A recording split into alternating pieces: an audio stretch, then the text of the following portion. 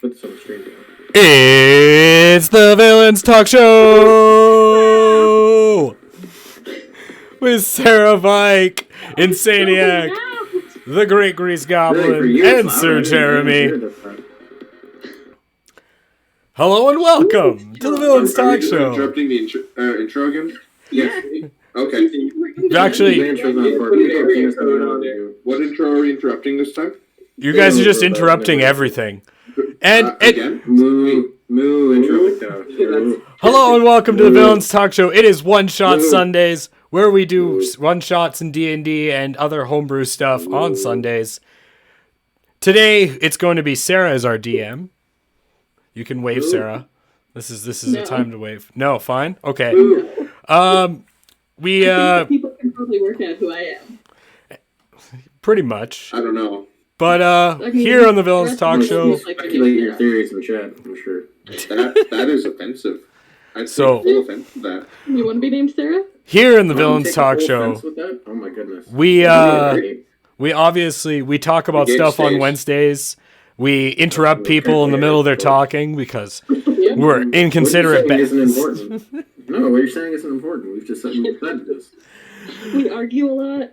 On Wednesdays we do an actual talk show, and on Sundays we do one shots. So today we're I think Sarah, tell us. Regarding her life choices. Yeah, you might as well start it. I'm taking you on vacation, but you don't know where because you wouldn't read the pamphlet. You just wait till you meet my character. You'll understand why. No, you need to know this. Read the pamphlet. What happens if I call the number? Should the pamphlet be? What happens if I call the number on said pamphlet? It won't work because it's a 555, and those numbers There's are no area. What about the email? Does the email not work? real things. I don't know. You could find out. There's no area code. All right. Well. Excellence in everything. Yes. You're gonna hear that a lot from me. Yes, I'm sure. All right. Well, ready, you band of ridiculous human beings. Yeah. How dare you assume my race? We are the ridiculous ones. You band of ridiculous people. By the way, you know my go. race is orc, right? I do not. You did not tell me that. Well, I didn't think it was important because I didn't think race mattered. But since apparently race matters, it's orc. Oh, guys, if race matters, I got that covered. Are we on a plane right now? I have one of those. I think I can find the car and maybe drive around really fast. Whatever race or gender we need, it's okay. I thought we needed bikes. What? We're doing a triathlon. That's the kind of race that we're doing. It's a triathlon. Sure, go for it. Do a triathlon. Are we on a plane? Is this where we're starting? No, you are not on a plane. Plane of high horses. Can we crash that? There is no plane to crash, so no. I go to the driver's seat and crash. You were recently on a boat, however, now you are not. Now you have walked up the little path from the boat, from the dock, and you are inside the massive entrance hall of this giant ancient mansion. In front of you are two giant sets of curving staircases that lead up to the second floor. There's a reception desk. This is a huge room, and it's very beautiful. It clearly is just full of all these gorgeous, gorgeous decorations. Oh my. In front of you, you see three staff members of this hotel that you've come to. You see a woman, all humans, a woman in her mid-50s, it looks like, who you assume is probably the manager, and two young girls in maid outfits. Two girls appear to be identical twins. The woman greets you all. She says, "Hello, and welcome to the ancient Morton Manor. It's a pleasure to have you here. As I'm sure you know, the actual official opening of the hotel will be happening in a month's time, but we are pleased to welcome you to our grand opening weekend here." Now, is excited to be here. Now, as I'm sure you saw on your way over, there's about to be a rather large storm. So I'm afraid that some of the activities that you were excited for may not be possible for the next few days. But hopefully it will be soon. Am I frozen? Yeah. What are you doing? No. Oh my goodness. Everybody's screen cap this right now. Lovely. You're so disappointed, Sarah. The teacher. Please, but I listened to you. Oh, he froze again. Are we People, let us go from describing you people. are we You first? people are- you Am I people. first? Can I just Okay. You seem very eager. You with your hand up, waving around very like poignantly. Okay. You seem very eager. Okay. Anyways, the woman continues on. I am Mrs. Benton. I am the manager of this hotel. These two young women here, Laura and Isabel, will be your maids for the weekend. And on site here for our cook, Ezra. Dinner will begin in about half an hour, and he is working hard to prepare it for you. There will be a few rules this weekend. The most important one is please do not go to the third floor. As we have not yet come to our official opening, the third floor has not yet been renovated and is rather empty. We ask that you remain off of it, and there are signs on the stairs reminding you of this. the whole time I'm blowing smoke. I'm smoking Hey, furiously. travel friendly. The whole time I'm just smoking furiously. I'm sorry, sir, but a second rule is that there is no smoking inside. You may smoke outside as much as you would like. Do you know what it's like to live the life I've lived? Smokes furiously. Blinks at you. The woman just blinks at you and sort of seems to shrink back a little, but then stands up and says, Sir, there is no smoking allowed inside Morton Manor. Please refrain from doing so. He puts the smoke and smokes it all in one go. Oh, if you would like And to then know of tosses another it. hotel that lets you allowed to smoke, I think I could put you in touch with a list, my friend. And then he just walks around with smoke bellowing out of his mouth because he already smoked it all in one go. The woman sighs. She then holds up a bunch of keys and she says, For your rooms. Mr. Norman. Yes, I am Mr. Norman. Would you like to describe yourself, Mr. Norman, as you step forward and take your key? This little blue, this little gnome with a big red pointy cap, like red hat, with a white bushy beard and blue, like kind of like trench coat. Walks up, he's got a little iPad. He's like, oh yes, and he's like dragging on the iPad and checking off some things. He's like, I have come for a vacation. I'm very excited to be here. I would like to explore the Drive Velocity Guarantee. There's a very good chance that this gnome looks familiar to a lot of you. Mr. Norman, you'll be in room 2. And she hands you the key. Thank you. When you get to the top of the stairs, rooms 1 through 4 will be on your left-hand side, rooms 5 through 9 on your right-hand side, and 10 through 13 across the back. Mr. Robinson. At that, a dwarf man steps forward. He looks to be an older man, but the woman he's with is not. She is clearly very young, and she is hanging all over him, and very obviously with him. So this older man steps forward and is given the key to room number 3. Oh, my neighbor. Yes. Hello. Nice to meet you, sir. Mr. Martin. A young man steps forward. A young half-elf, actually, steps forward. And takes the key to room number 5. This man is definitely someone who would be familiar to probably quite a few of you, but absolutely to you, John. You recognize him as Toby Martin. He is also a young action hero who has been in several movies and is on the rise. Oh, I think I recognize the Spider-Man actor. He isn't a super popular actor, but he's been in a local TV show and he's been a smaller role in a few movies. Yeah. Next we have Naughty Spider. Mr. McDaniels.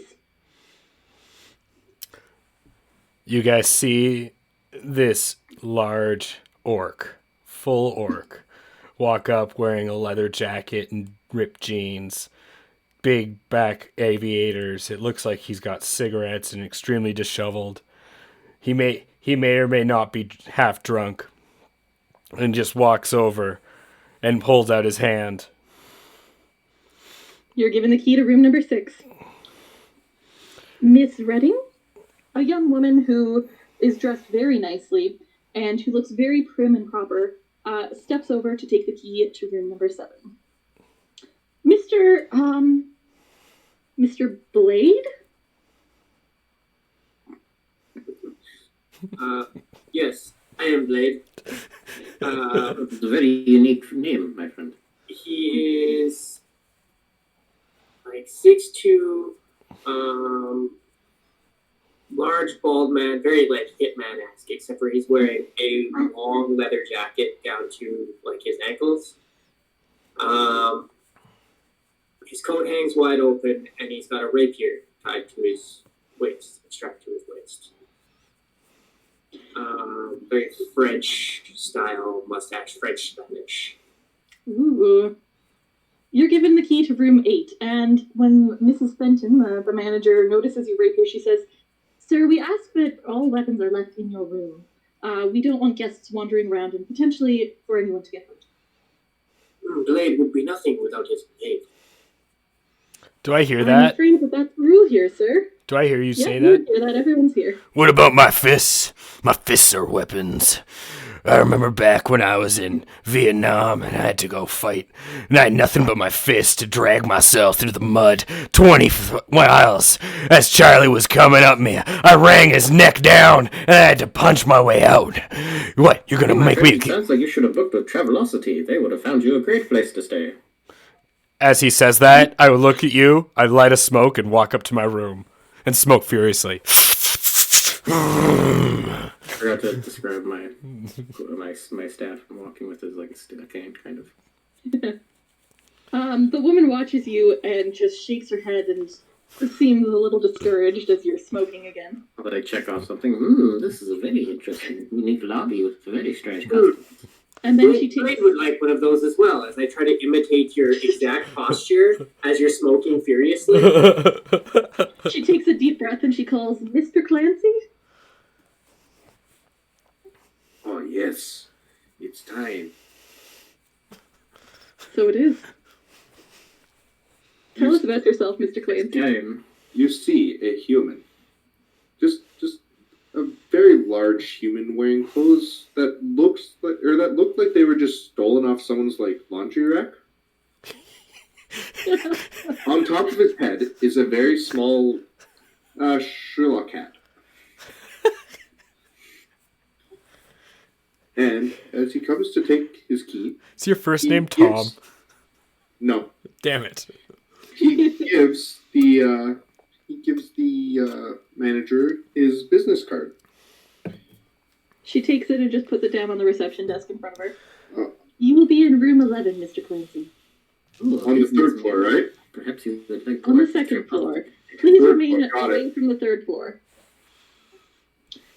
your- She hears you say that and just shakes her head again, and she just seems to deflate a little, like she's just getting really tired of this already.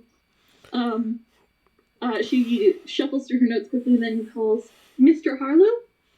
A man who looks to be about 40 or so steps forward.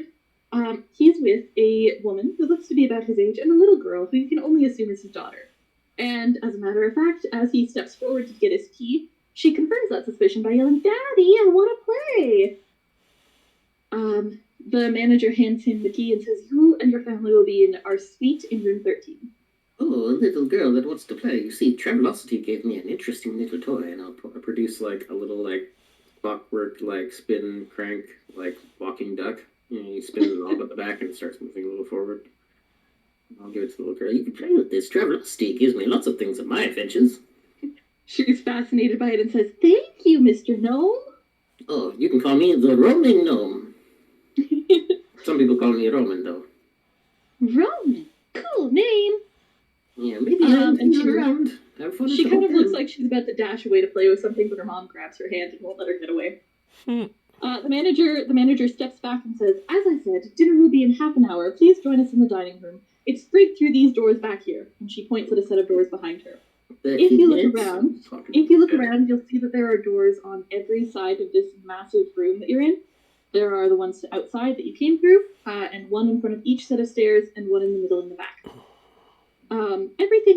Everything here on the first floor is posted with plenty of signs that you can find your way.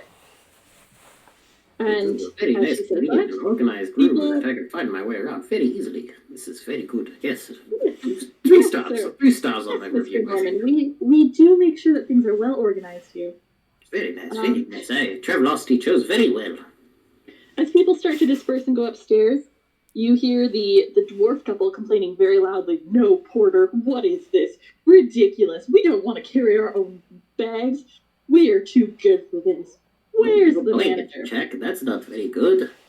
One of the two young maids jumps forward and says, "Oh, don't worry, I'll carry this for you. Here, my sister and I will carry this up for you. You don't have to worry about a thing." And they start lugging these massive bags for the dwarves up the stairs. Oh, very kind customer service. Yes, very kind. It's a very nice place. You guys have half an hour before dinner. I walk up to my room on the 3rd floor. I'm smoking furiously in my room. Okay. Are What? you actually going to the 3rd floor, Caden? Yes. I'm very certain I heard I'm gonna follow up, but then I'm gonna get very curious when I see Kate. Nobody touches the blade bags, and I immediately pick up my bags and I fold them very close, and I let my concierge guide me to my room. Okay. I don't have bags. I only have liquor bottles. Oh my goodness. So you go up to giant. Caden, what's your name again? Right. Defective Clancy. You go up these curving stairs. It's actually Detective, sorry. Oh, okay. Oh, yeah. No. It's Defective Clancy. It's Defective Clancy. It's defective multiple times, so I don't know about that. I don't know what you're talking about. That clearly says Detective on the business card. Okay. Detective Clancy, you go up these curving stairs, and in front of you is a single wide staircase leading up to what you assume is the 3rd floor. At the top of it, there is a barricade, just a low barricade, and a sign saying, "Please keep out." I step over it. Oh, sir, I think that is a very restricted access to the movement upstairs. It's not a very good place for customers to be traveling. I think staff only.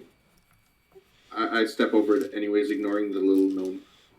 Oh, very rude man indeed. Does not answer questions. Okay, I go All back right. to my room. At the top of the stairs to the 3rd floor, you find yourself in a wide hallway. So there's a wide hallway in front of you, and there's 2 wide hallways down either side, and all along them there's doors. And there's a door right in front of you as well. Where would you like to go? Do any of the doors have number 11 on them? They do not. They don't have any numbers on them. I'm going to start counting the doors and then pick a random door that end up on 11. Do you want to go straight ahead of you, to your left, to your right, or straight behind you? Let's go behind. You're gonna wander into a doorway to nowhere. Your character's gonna be dead. First 20 minutes. Well, looks like Grease Goblin's out. His character just fell off the planet. And he's dead. All right. So you walk. When you walk to get to the door behind you, do you go to your left or to your right? Dun dun dun dun dun dun dun dun dun dun Right? dun So you dun walk dun dun around dun dun along dun the dun landing. dun. The landing above the stairs is open, and there's just like a fence around the stairs, the whole down to the next floor, just so you don't fall down. Oh my You god, a walk around to fence! the right, and you Not open a the door to fence. the room that was directly behind you, and you find yourself in just kind of a decrepit sitting room. There's something black on one of the walls, a big black splotch, and you see one door leading off. Turns out it was a ghost. Yeah. There's like some moldy furniture and stuff. This doesn't seem like my room. It could be wrong. I could have sworn she said floor 3. I'm going to keep walking, trying to find my room. Okay, Well, you had and trouble when you staying exit this out. room, are you going to your left or to your right? Let's go right again, because right is always right. Right again? So, in that case, you're going back the way you came. You do pass one door on your side while you're going back towards the top of the stairs. Do you want to go into it? Let's try that one, yeah. Okay, you open try it my up key. and you don't need a key. The door's not locked. You open up the door and you find yourself in another moldy sitting room. This one has 3 doors off of it. All of them are closed.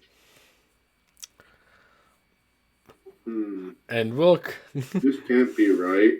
I'm gonna make a music box. I'm going to After- open the 3rd door. The 3rd door? Yes. Perfect.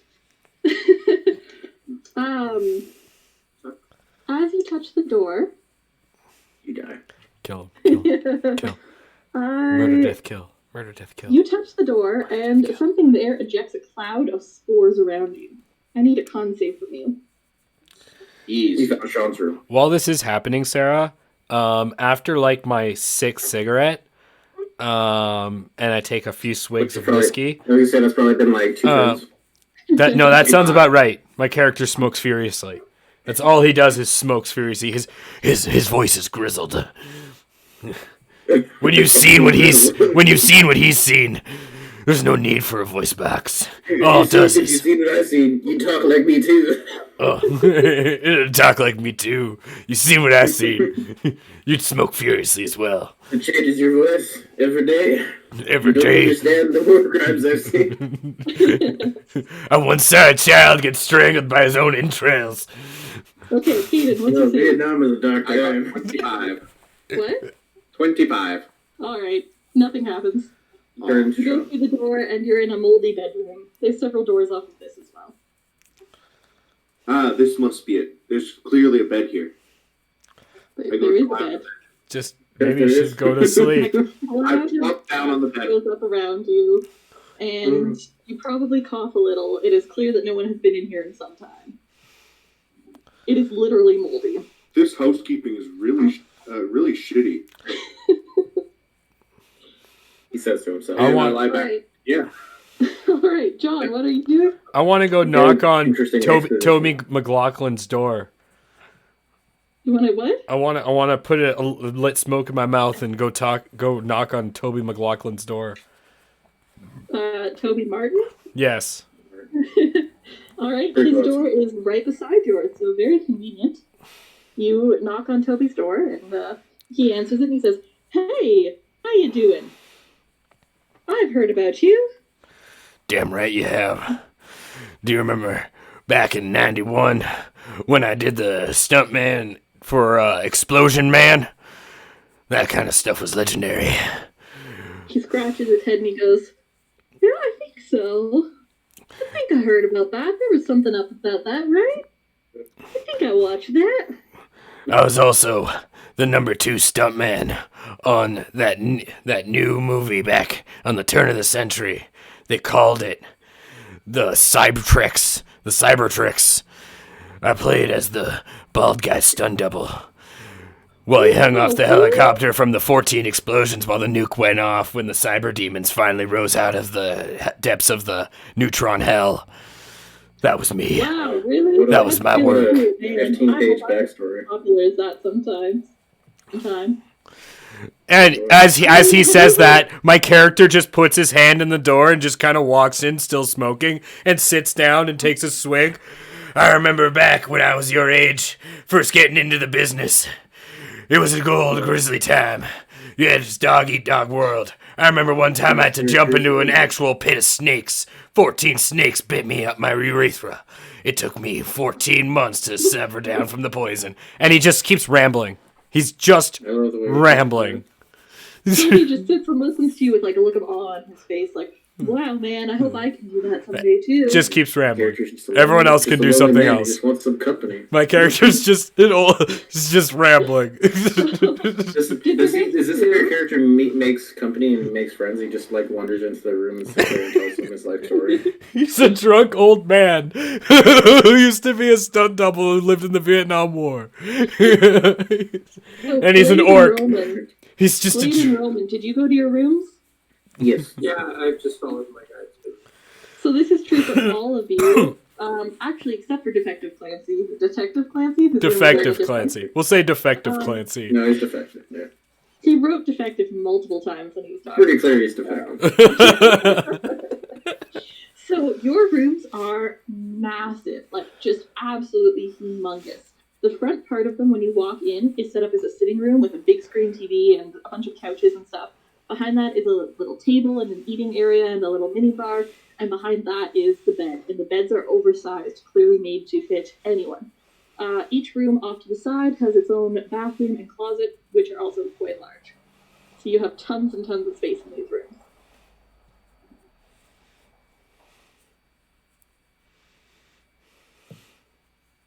Man, this place is very nice. It's not too late to stop and smell the roses wherever you go.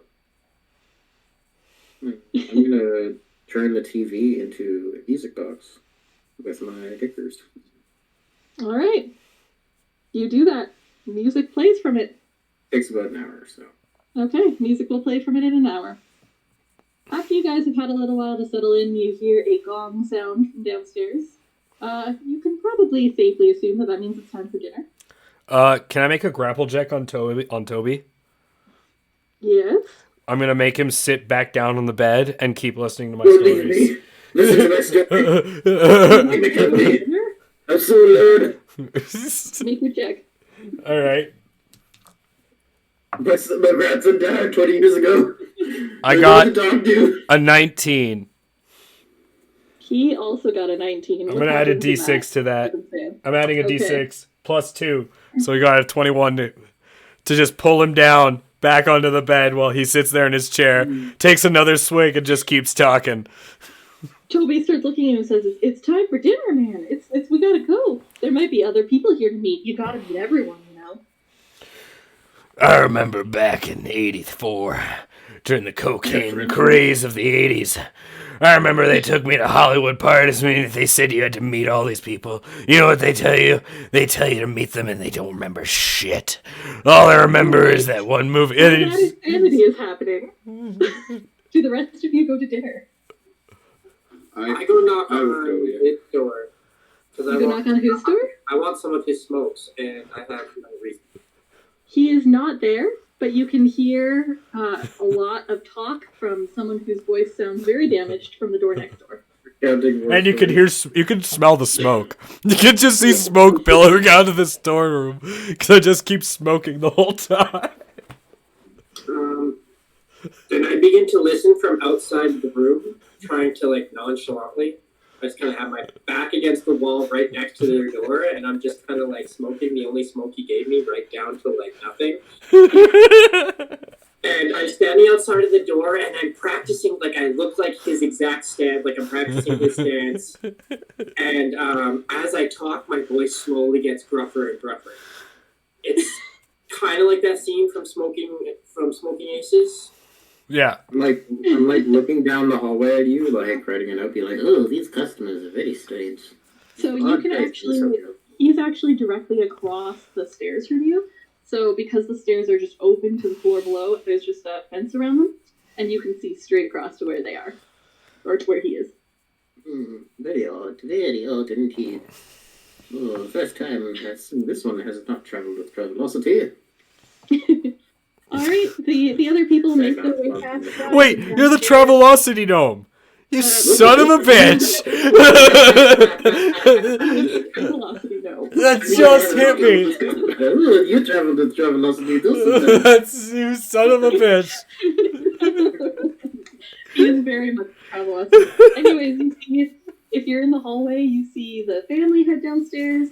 You see the young woman head downstairs. Does anyone else head downstairs? Oh, I slowly start to make my way downstairs. I would slowly looking at the eye of a strange person leaning against the wall. Okay, so you go down to dinner. Does Clancy go down to dinner? Yes. I slowly start making my way down. Okay. Trying to figure out where I came from. Did you find your room? Can you go downstairs? Can you? Do you try to go downstairs and you're lost forever? In the haze of mushrooms? I don't know. Am I lost forever? As you open the door to your bedroom again, give me another Constitution save.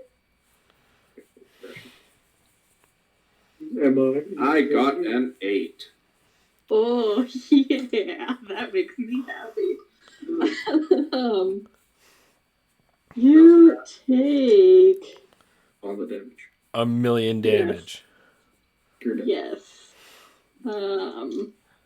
You take 11 poison damage, and you are now poisoned for the next minute. At the start of each turn, you are going to roll another Constitution save and potentially take more damage if you fail. Okay. Okay? So you leave your room after taking that damage. These rooms really need some cleaning. And I'd walk through the door. Okay, you walk through the door. Are you going to head back down the stairs, or are you going to go somewhere else?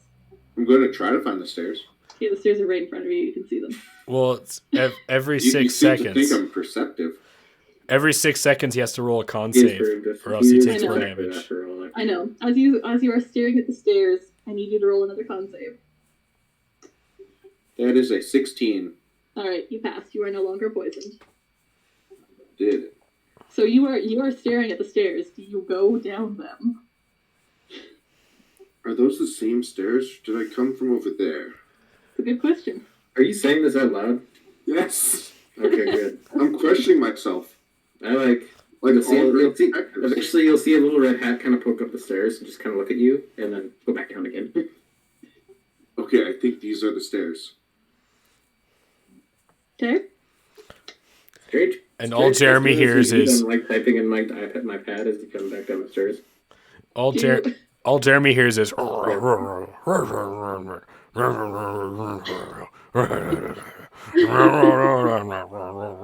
just constant and just smoke billowing out. Clancy and Roman, do you guys eventually find your way down complained to the the third whole floor way to that down. front entrance hall?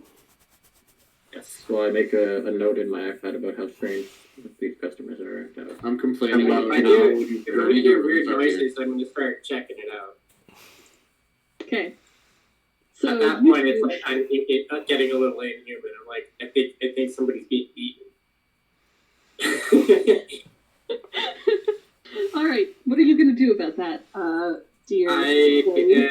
am Here, blade. I have double proficiency in these tools. Is that the only thing you're gonna ask? They need. So I'm gonna pick that lock. Okay. Is it locked? Did you unlock it? No. No? Well, It's been unlocked the whole it's like I time. stick the thing in and I go to twist the thing, it just like kind of slides open with my pick in. I'm like, good damn this thing. I did without even trying. Natural talent. It's not locked. What are you talking about? No, yeah, I look at my work in phrase and I pull my pick out and then I peek in the room slowly to see whatever the hell's going on. All you see is a cloud of cigarette smoke billow in front of your face. Isn't there supposed to be a small child in here? Have I not heard the voice of a small child in here? If you can see that far. Sitting on the bed, you would see that other actor, Toby McLaughlin. Martin. Toby McSquire. Oh yeah, Steve. Yes, I remember. And you would see sitting on the chair every so often taking a swig from a flask, like finishing a smoke about halfway through, putting it out on the table, and then lighting another one, is this old grizzled orc who's just rambling on, looking off into the distance. And the kid probably looks nervous because every time he tries to get up, the orc just puts his hand on his shoulder and sits him back down. It's not forceful, he just keeps talking. I mean, if you don't notice me come in, then I slowly close the door behind me and I just kind of crouch on the floor and I start listening intently. I rolled a 2 on my perception, so no, I don't notice you come in. I'm good. I was gonna say I also have double proficiency in stealth. So no, I completely don't notice you. I'm just so enthralled in my stories. I remember back when I was a child before my mother killed my father. She did it out of mercy, though. I remember the first time he met me. He looked at me and said, "You're not my child." I saw the belt for 3 days. That's when my mother couldn't take it anymore, and she strangled him with her own entrails. I didn't realize she killed herself while she did it. I don't think she realized it while it was happening. I was an orphan child, had to make my way on my own, and I just keep rambling on. Okay, while that lovely scene is happening, the rest of you have found your way to the dining room, which is directly behind the great big entrance hall. You come in and you sit down, and the other guests seem to be filtering in, and Mrs. Benton, the manager, is there, as well as the 2 maids, and they seem to be looking around, and you see Mrs. Benton whisper to the girls, and they jump up and they run off, and Mrs. Benton stands up and she says, "We're just waiting on the rest of our guests to join us." You really need to work on cleaning this place. She just kind of cocks her head and stares at you like, "What do you mean, sir? I'm sure that it's..." I go to brush off my coat. She sees what you're brushing off and her eyes widen. She goes, Oh no, sir, did you go to the 3rd floor? Please, You said my room was on the 3rd floor. No, sir, your room is most certainly not on the 3rd floor. It is on the 2nd floor. You said 3rd floor multiple times, so I assumed my room was on the 3rd floor. It appears like we could use someone. Another thing. Sir, I will personally escort you to your room after dinner so that you can see where it is. Oh! I am very sorry.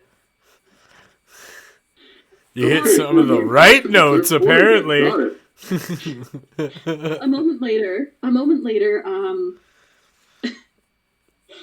I guess all three of the people in room number 5 hear a rap at the door. Hello, sirs? Sirs, we're looking for you downstairs. It's dinner time. Roll perception.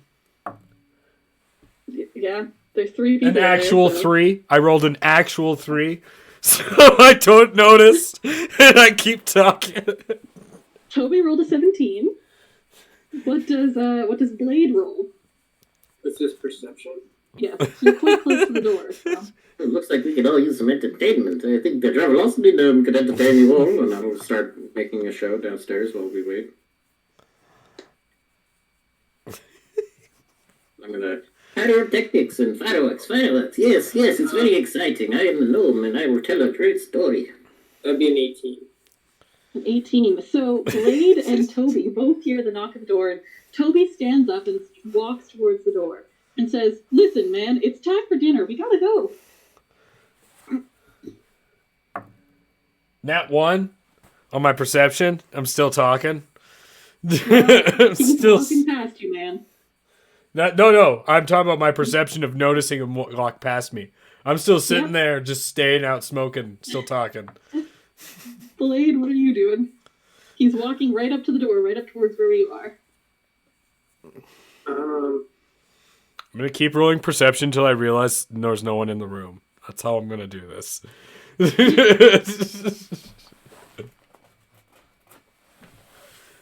So, wait, what is this grizzled old orc wearing? What is he wearing? He's wearing a leather jacket, an old dirty tank top that looks like it has like a rising sun from like the 80s on it. And it's like, it's supposed to be white, but it's definitely grayer now, and ripped jeans. Toby, who's walking forward, he was just wearing a t-shirt. I let the kid go, and I cursory scan the room and see if this orc has some clothes. Just lying around. Okay. He doesn't. This isn't his room. Right. Maybe you'll find Toby's. That makes things easier. No. That makes things much easier. I just leave the room, and then I go over to the orc's room, and if his door is locked, I'll pick it. If it's not, I just open it. Okay, as you're leaving the room, one of the girls, one of the maids who's there with Toby, ushering him downstairs, notices you and says, "Oh, sir, Blade, sir, it's time for dinner. We've got to go." What are you doing there, crouching around? I nod. I'll be like, and I say this in a perfect mockery of the orc's voice. I'll be in about 5 minutes. "Please hurry, sir. We'll be waiting for you." And she scurries off. I just kind of nod, and I walk to the orc's room. All right. You go inside because it's not locked, and when you walk inside, all you see is a bottle of vodka on a table and no clothes. He brought no luggage. Boys, all right, that works. I cut my jeans. I slice my shirt into a tank top. I'm already wearing a leather jacket, and I use my shapeshifter ability to look like an orc. I look exactly like the grizzled old orc. Oh my goodness. I grab the vodka bottle and I go downstairs. All right. You never got a cigarette, though. So I've spent about 15 minutes time, I think, imitating this orc and trying to practice his mannerisms. Yeah. Downstairs telling a story. You see, I came from old Egypt over Yeah, here. and I come downstairs telling a really grisly tale of war days. All right. So you come into the dining room and almost everybody else is there, and you choose a chair and sit down, and one of the maids is there, but the other one comes running into the room with just this panicked look on her face, and she grabs the manager by the hand and just drags her out of the room. And they're gone for a minute, and then the cook rushes in, and the cook says, "I'm sorry, everyone. It seems that Mrs. Fenton and one of our maids will be busy for the next few minutes. I have come here to help serve." Ooh, I could tell you another story. Let me tell you about my time I went to Travelocity's. This dining room is in the center of the house, so there's no windows in it. But on one side is set up like a buffet. There's a massive table in the center, and then on the other side is a bar. Sarah, So, yes. my character just realized that he's alone, and so now he's going to get up and just walk out the door, and not having paid attention to anything, it's just going to start opening doors on the second floor. Okay. He's drunk, so he will definitely kick open the ones that are locked. So the first door that he comes to is his own. So he kicks open his dog. His own door is left wide open. I don't close doors behind me. Oh, then I go grab my bottle of vodka, and then I'm just like, oh, I should go find another bar. I'm almost out. Yeah, I he went took your- Then I'd be furious. Actually, I'd be like, I'm trying to get on your level. who's So dog? what you open, John, what you open is you just open the door to an empty room because you didn't bring anything else with you. Do you remember it's your room? I probably wouldn't, but I'd be like, oh, I have a bottle of vodka around here somewhere. And I just start trying to open doors because I knew I didn't lock it. Okay. Do you just want to open every door you come to? Anyone that's unlocked. So the next door is locked. Okay, then I move on. I don't really locked. The door after that, Blade. Is your door locked? Open? My door is definitely not locked. Okay. So you open up the door, and what does he find inside your room? Two perfectly black, like, suitcases left on the bed. I take them. If You're just you going to carry them open around them, with you? No, I'm not opening it. I just take them. no? Okay. And then I keep going. Save that excitement for when he gets there. The next door is unlocked and empty, as is the one after that. Now you're going around the back of the house, sort of behind the stairs, and the next door that you come to is Detective Clancy's. She hasn't been in yet. I don't know if it's unlocked or not because I didn't go to that door. True, it's not locked. What's inside your There's room? nothing in it. Nothing in it? Okay, yeah, I keep going. Nothing in it. I haven't gone to the room, so it's empty. The next one is also unlocked and empty. The one after that is locked. The one after that is unlocked and empty. The one after that, room number 3, is not locked. But it's not empty? Do you open the door? Well, yeah. I'm looking for my bottle of vodka. I know I left on a table. So it's one of these rooms. You open the door, and you see just past, sort of in the dining area, a big pile of luggage. And Nice. it's the luggage that the dwarf couple had earlier. Nice. If you recognize it if you're not drunk enough. Probably wouldn't. Everything looks like his luggage It looks right like now. some of it may have been knocked over. Give me a perception check. He wasn't the only one. I got 11. I haven't been very good at these. You are not very good at these. No, Something looks a little off, but you can't quite place your finger on what. I start looking for alcohol. Booze. Sorry, John? I start rummaging through for alcohol. Where are you rummaging? Through anything, everything. Or luggage. I'm not taking anything of value. I'm just looking for booze. Are you looking in their suitcases? Yeah. Okay, so as you walk up to the suitcases, you notice that there are shoes peeking out from the closet that seem to be attached to feet. All right. I set down the suitcases I'm holding from the other room. Or else to tell the war story. And then I kind of take another swig and I put it in. And I kind of pretend to look around. And then I walk over and I just throw open the closet. The young dwarf woman is lying there on the ground. Is she dead? Make the medicine check. Perfect. That's your business card, Kate? Yes, I rolled a 3. I just noticed that. It's so funny. Wait, Sure, maybe. I think I rolled a 3. Hold on. Medicine. Sorry, I rolled a 6 on my medicine check.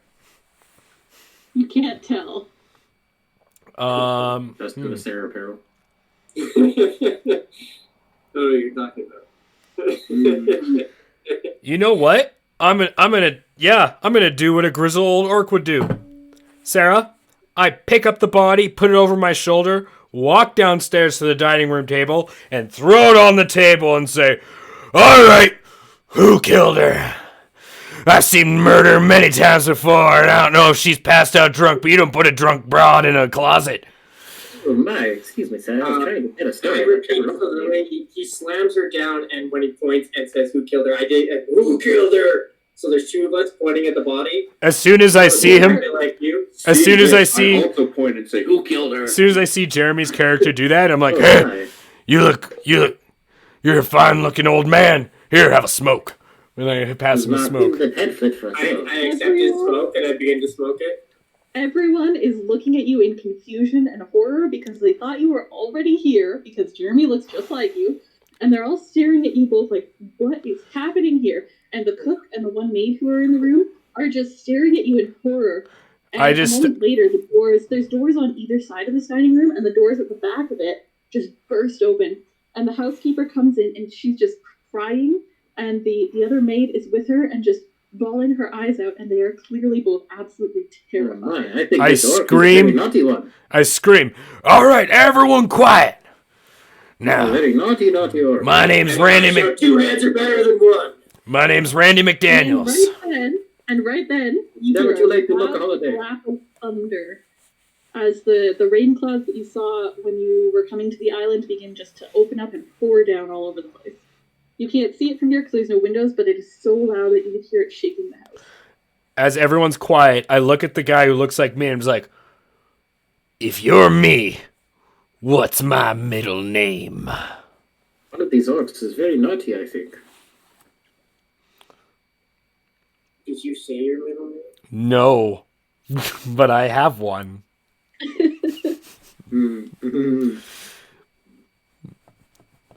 If you're really me, then you'd already know. I do. Oh, what a defense. No, you. Way I see it is there's 2 of me here now, and I found a dead person in a room. All is not well. This is confusing me. I do not understand. I want to make a medicine check to make sure this person's actually dead. Go for it. If she's not, then she takes 1d4 damage because I literally slammed her on the table. And I got a -2 to my medicine check. Oh, yes! Nobody can tell if this girl is dead. Yes! So we're going to keep assuming she's dead. If you look around the table, the only people who are missing are Blade and the dwarf man. Oh, manager, I think this deserves a deal for us. You think we have suffered a lot, and I think we should have reduced prices on our room. Travelocity guarantees the best deal. No one leaves here. Kind of like looks at you with her eyes wide open. I interrupt. I know. This happens all the time in your hotels. This orc is very naughty. I would like to have a reduced price on my room, I think. As a stuntman who spent most of his time in the war and then spending most of his time on the back of a burning bike, I know death when I see it, and I know the smell of murder. And I take a huge drag from my cigarette, and then I put it down, and then there's another lit cigarette in my other hand. And we're going to get to the bottom of this. I know exactly what you're going to say. Travelocity has best deals, and the gnome will help you. I'm going to flick my cigarette at the gnome, and that counts as a projectile. Because I'm a monk. Okay. Okay. Flick my cigarette. I nailed a nat 20! I don't care what your AC is. It's not very high. We're going to say, because it's a cigarette, it only does 2 damage. 1 damage normally, so it does 2 damage to you. So I flicked this cigarette so furiously at this gnome who interrupted me. It literally just hits him right in the face and just goes... he gets hit, but he doesn't blink. And he says, "Oh, I am a big fan of Gnome Staring Contest Championship. I see you want to challenge me, and for my honor." This isn't the time to fight. This is the time of action. This looks like a job for Detective Clancy as I hand out business cards. I walk over with my other lit cigarette, and I go right up to Jeremy's character, and I blow the smoke, and I'm like, "Where's your pack of cigarettes?" I continue to stare at the orc and wait for him to blink. I roll. Oh, I think I am going to win this staring contest, orc. That's a 20 sleight of hand to steal his pack of cigarettes. Oh, he wants teamwork. He breaks second orc in this. This is unfair championship. Two orcs versus one. No, this is not very naughty. I do not. This is cheating, orc. You are very. John, do you want to roll perception to see if you notice him stealing it? I rolled a 7. So you do no. not. He's got your cigarettes. And I hold it up very proudly. Right here. Where's yours? I pull up one of my other packs of cigarettes. If you had noticed when you done your sleight of hand, the entire inner lining of my jacket is packs of cigarettes and a flask of whiskey. I'm nothing. My character only eats whiskey, vodka, and cigarettes. That's how old and The grizzly. manager has looked like she wants to just shrink into the floor. But finally she stands up and she says, "Okay, everyone stop. Stop. Listen, Oh, are we going to get deal on the rooms? something terrible has happened here. When Laura went up to find the dwarf couple to bring them down to dinner, she wasn't able to. They were dead. I'm gonna We- put a lit We were going cigarette to move them down to out the on Jeremy's fridge in hand. the basement so that we could keep their bodies safe, because the storm outside means that no one can get off this island. But I guess you found the second one before we could get her. I'm 22 sorry, to everyone. hit. I don't know what to do. Well, this was not in the pamphlet. This is very irregular for Travelocity guarantee.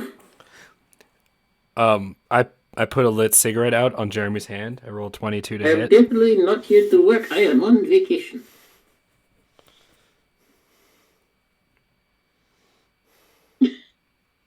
The young woman, Devin, and the action star, Toby, seem to be sitting right next to each other, and they seem to be kind of like crouching into each other and just really clearly very worried about Sarah, does anyone look like they're going frantic? No, everyone's kind of shocked and appalled, but no one's going Who's the most shocked? Who would you say is the most shocked? Probably the young maid. Perfect. The one who- I walk over, grab her by the collar, and slap her and say, "Calm down! We gotta keep our heads!" She cries and says, "Ah, why? What are you doing to me?" I said, "Calm down! We have to keep our heads! Now everyone stay calm! Like me." And then I lit up another cigarette. And they are just crowding into a corner. The little girl is sheltered behind her parrot, and they're just staring around like, "What do we do?" While he's doing that, can I investigate the room to see the opposite? Who's the Don't worry, least everyone. shocked? Guarantees the safety for all customers. Don't worry.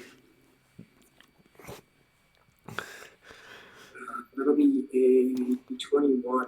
Did 21? you just build a I character? would say that the person who's the least shocked appears to be the gnome. Everyone else is pretty darn shocked. I'm just trying to sell Travelocity insurance. I want to roll investigation to find out who's the most whelm. Look, don't forget to smell the roses, everyone. I know this is bad, but at the same Who's time, the you are on most vacation. This is well? a very nice hotel. The most, what, Kaden? The most level-headed. The most level-headed, okay. Yeah. Also the gnome. Let's find out if I can figure this out. That is a 3 minus 2, so 1. You have no idea. You don't even remember what you were Everybody, what is level-headed anyways? What does that even mean? After looking around the room and thinking, I take another huge drag from a cigarette and then light another one. And I look at the house, I guess the manager, and I go, "Has this kind of thing ever happened before?" She shakes her head. No, I've only worked here for a few weeks. We all have. This is all brand new. A few the hotel weeks. hasn't even opened yet. So why did you know? Why does no one go on the third floor then? Because it's not finished. It's disgusting up there. They don't clean it. It won't be ready until next month for the grand opening. Sounds like a good place to hide if you're a murderer. We have early access. Around into Yeah. maybe, but Yeah. everybody's here. Unless Unless you're there's on. someone the island you didn't know about, because you're on an island. You might not know that because you didn't read the brochure. No, I was You're drunk. On an island. I did. This guy knows. I was drunk. It makes How many, sense. people are in this room, Sarah? Guarantees our safety. They would not Actually, like, Okay. willing How to many people are in this room? In this room, There's the two maids, the family with the little girl, the manager and the cook. Then there is the young woman Devin, the movie star Toby, and then the 4 of you. So 13. Okay, let's figure this out. Minus myself, I'm going to roll a d12, figure out who it is. My character's gonna go upstairs and start investigating the murder scene. I point at Devin. You did it! She just backs up. No, I'm here on vacation like any of you. I didn't do anything. I have only a trustee. Does she say it like that? Because if she says it like that, I stop mid-stride. And You just- book with Trevor Lusty, though. Yeah, I'm a little bit squinty-eyed by that. I was gonna walk over to the body and investigate the body. Because I'm pretending to be an investigator. I'm sorry. What was that, little miss? It was Pretending to be you. a pretending investigator, pretending to be. But I'm actually good at investigation. But I'm also I'm pretending to be him. You're pretending to be hip by being an old grizzled orc. No, I'm pretending to be you, so like you're acting like the lead investigator, so now there's 2 lead investigators. It's gonna get doubly solved. Oh, definitely. If you book with Trevor Lusty, if you book with Trevor Lusty, I can guarantee you'll be Devin says that, and she says, "Look, it's got to be one of those two. What's up with them?" If it wasn't you, then where is that old guy? I don't know. How are there 2 of the same You guy? probably killed him too. Is she the one who claimed to bring the body down too? The first one? No, that was the manager and the maid. Devin is the young woman who is prim and proper. Oh, it's totally her. I mean, Yeah, out of game. It's totally her. $10 says it's her. $10 says it's her. It's always Clancy is 100% certain it's her. Mrs. Peacock. But in game, Blade's gonna look at Randy, like, well, I guess himself, and be like, search her room, I got the body. And I start searching the body. now I'm gonna go upstairs. Yeah, I'm gonna go upstairs and investigate the room, and then start kicking in the doors that are locked. I'm gonna go talk to Devin and be like, "It's okay, Trevor Lusty will make sure you are safe. Did you book with him?" And Can I- make sure that She's just crying like, what's happening? I don't understand. Why are people accusing me? I Trevor Lusty has very good Advertising. to make sure you are part of them, so I can keep you safe. All right, so John, you're going upstairs. What room are you going to? Well, I'm going back to the murder scene room to investigate. Okay, and Jeremy, you said Criminal you're going always returns to the scene of the crime. Yeah, I want to investigate the body. Are you going to check if it's dead? First medicine check, yeah, and then I want to actually, investigate. By the way, my investigation is If you minus figure out 1, This thing is dead. just so we're clear. Investigation is one of my things. My investigation is minus 1. Holy fuck! So that's a 2 on my medicine check? No one can check if she's alive. I'm gonna start going. Oh, she's I'm not a dead. doctor. I'm I'm not gonna a start- doctor. I'm an investigator. I'm gonna start telling this Apparently lady none of about you the know story how to of the take traveling calls. gnome. I have a 1 in my medicine. Yeah, no. That's not my thing. And then I rolled a 1, so there's Oh that. my goodness. I'm gonna tell this lady a story about the roaming gnome, where she could find And it. then just start investigating her body. That's I amazing. assume she's dead because everybody else thinks she's dead. It's like the 3rd person who touched her body, so. She's like, cold, it must be dead. In all the chaos, the family has called over the manager, and they're having a whispered conversation with her very hurriedly. Can I hear it? Because I'm close by to the other people's. Make a perception check. That's natural 1. My No. God, we're so bad. No, what is perception rules today? No, you cannot hear it. We don't need any information to figure out this mystery. Go with I've already figured it out. Deduction. We already figured it out. What are you talking about? It's Devin. He's just listening to roll with his deductions. What do I see upstairs? I'm gonna roll an investigation, Sarah. Okay. Let me roll a dice. Also, Jeremy, are you going to check anything else on the body? Yeah, I want to Does anyone want to check how it died? I want to investigate, I've already figured out who murdered it, so why do I have to figure that out? Investigate the body, yes. I rolled a 20. That'd be a 22 investigation. Strange clothes and both men. goodness. Did you book with Travelocity as well? Sarah. So, the body appears to have been beaten to death. Yes, John. I rolled a 3 on my investigation. Actually, it's minus 1, so You don't find 2. anything.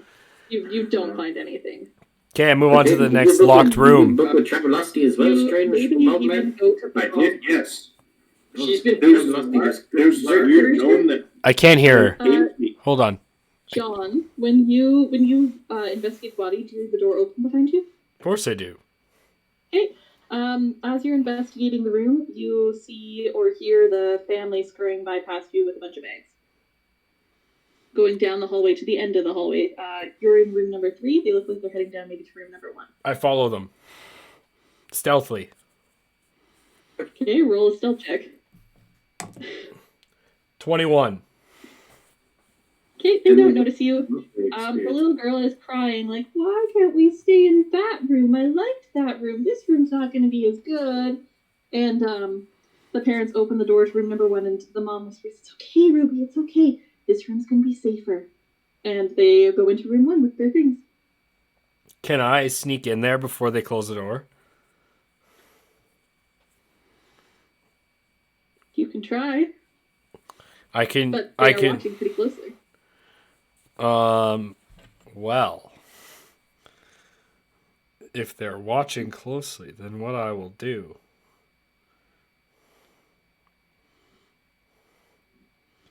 John, just come back downstairs. Let's work together here. Okay. I can do the things that you can't. You should I come. want to be you. You're the grizzled warrior. You have no idea why, but you should come upstairs and investigate then, because I'm not good at investigating. But I want my body. First thing I want to know about the body is it big creature or small creature. First thing I want is my bottle of vodka. I think it was a dwarf. Wait, isn't there a bar downstairs? My character. Yeah. Isn't there a bar downstairs?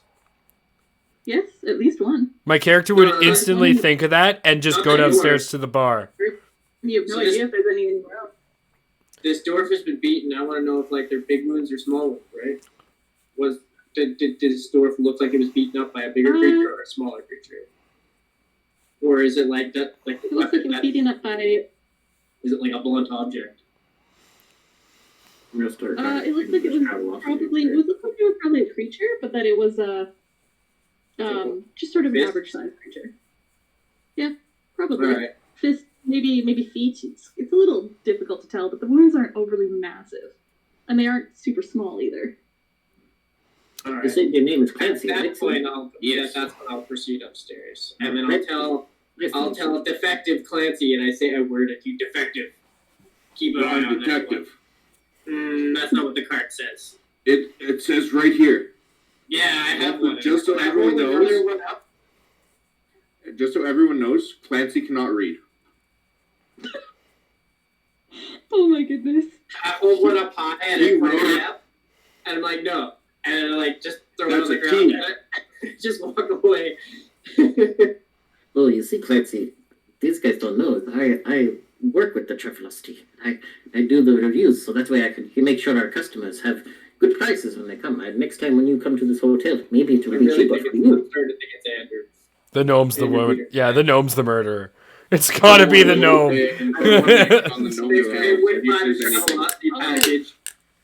At this point, a lot of people. Let's see, when you book with Travelocity, you get great deals on hotels. You don't have to bid for your rooms. It's great. They didn't want the 20% off. At this point, a lot of people in the room are crying. The two maids are crying. The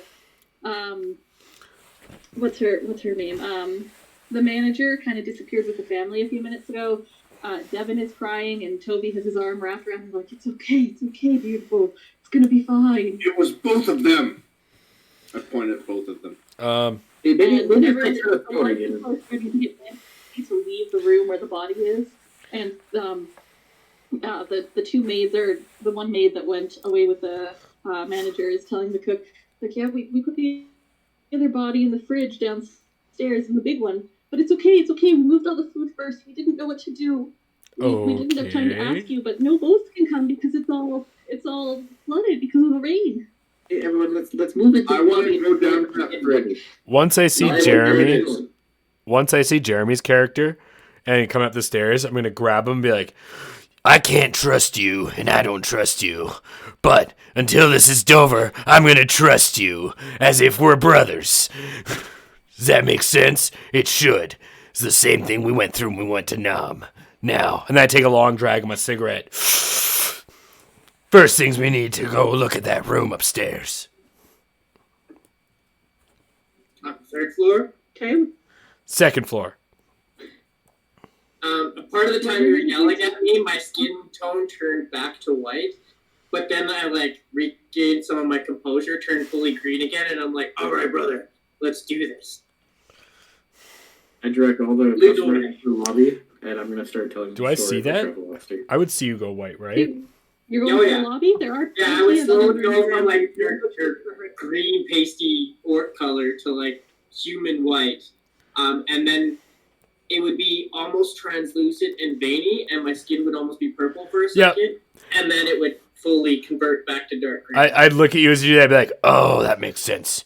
You're one of those types. Don't worry, I don't have judgment against you. Just keeping all that wiggly diggly stuff away from me." All right, Andrew, you said that you're taking the customers to the lobby. There's actually plenty of other rooms around. Do you want to I just figured the lobby is like a good room where everyone can kind of sit and talk and be a little more spread out. You just want to get them somewhere away from the body. Yeah, I mean, if you leave the dining room, you'll see signs pointing towards different rooms. On one side, the signs will say breakfast room, conservatory, billiard room, drawing room, and sitting room. And on the other side, they'll say ballroom, study, and library. And then the lobby. The sitting room. I will tell you all the story about the Travelocity deals, how the gnomes' adventures through the various places I've gone to, the hotels I've seen, the people I've met. Oh, it's just beautiful, gorgeous. This is why you should book a Travelocity every time. You go to the sitting room, and Devin and Toby follow you, with Devin crying, just bawling, I don't know what to do, I'm scared. Should I go back to my room? Is it dangerous? And Toby just comforting her, clearly, he clearly has ulterior motives here in comforting her. You can tell. Oh! Miss, as long as you book a Travelocity, you're guaranteed safety every time. Does Detective Clancy follow you? No, I want to pick up this gnome. Oh. Okay, you pick up the gnome. He's heading towards the sitting room. Is that where you take it? He's coming with me to the freezer. Oh, excuse me, sir. I'm trying to help the customers that are booked with Travelocity and make sure that they stay safe. Because we all heard that they moved the body to the freezer, so we're going to go check out the freezer. Oh, sir, I'm not going to the freezer. I am going to the ballroom to tell the story for the people. That would be... Where are you looking to find the freezer? Yes. I'm going to assume it's upstairs. I'm going to cast suggestion, and sir, I really hope that you put me down for a moment, and we can go help our sad, grieving customers who need our help. And you'll have to do. Toby waves you off, and he says, "It's okay, man. I've got Devin. We're gonna be okay. We'll go to the sitting room. You can find us there later." Okay, give me a wisdom save. Ah, yes. A wisdom save. Yes. That is a 0. Oh, yes. So you put me down, and you come with us to the sitting room. As I suggested very, very calmly and casually. You really want to hear my story, as the Travelocity gnome has been through many, many adventures. I go to the sitting room and listen to the gnome's stories of the many, many adventures. All right, so the four of you go and sit in the sitting room. The staff goes to do whatever they were trying to do, and I put on my music box and I tell a very exuberant story. They took the body with them back to wherever they were storing the bodies. And let's go back upstairs. What are you two up to up there?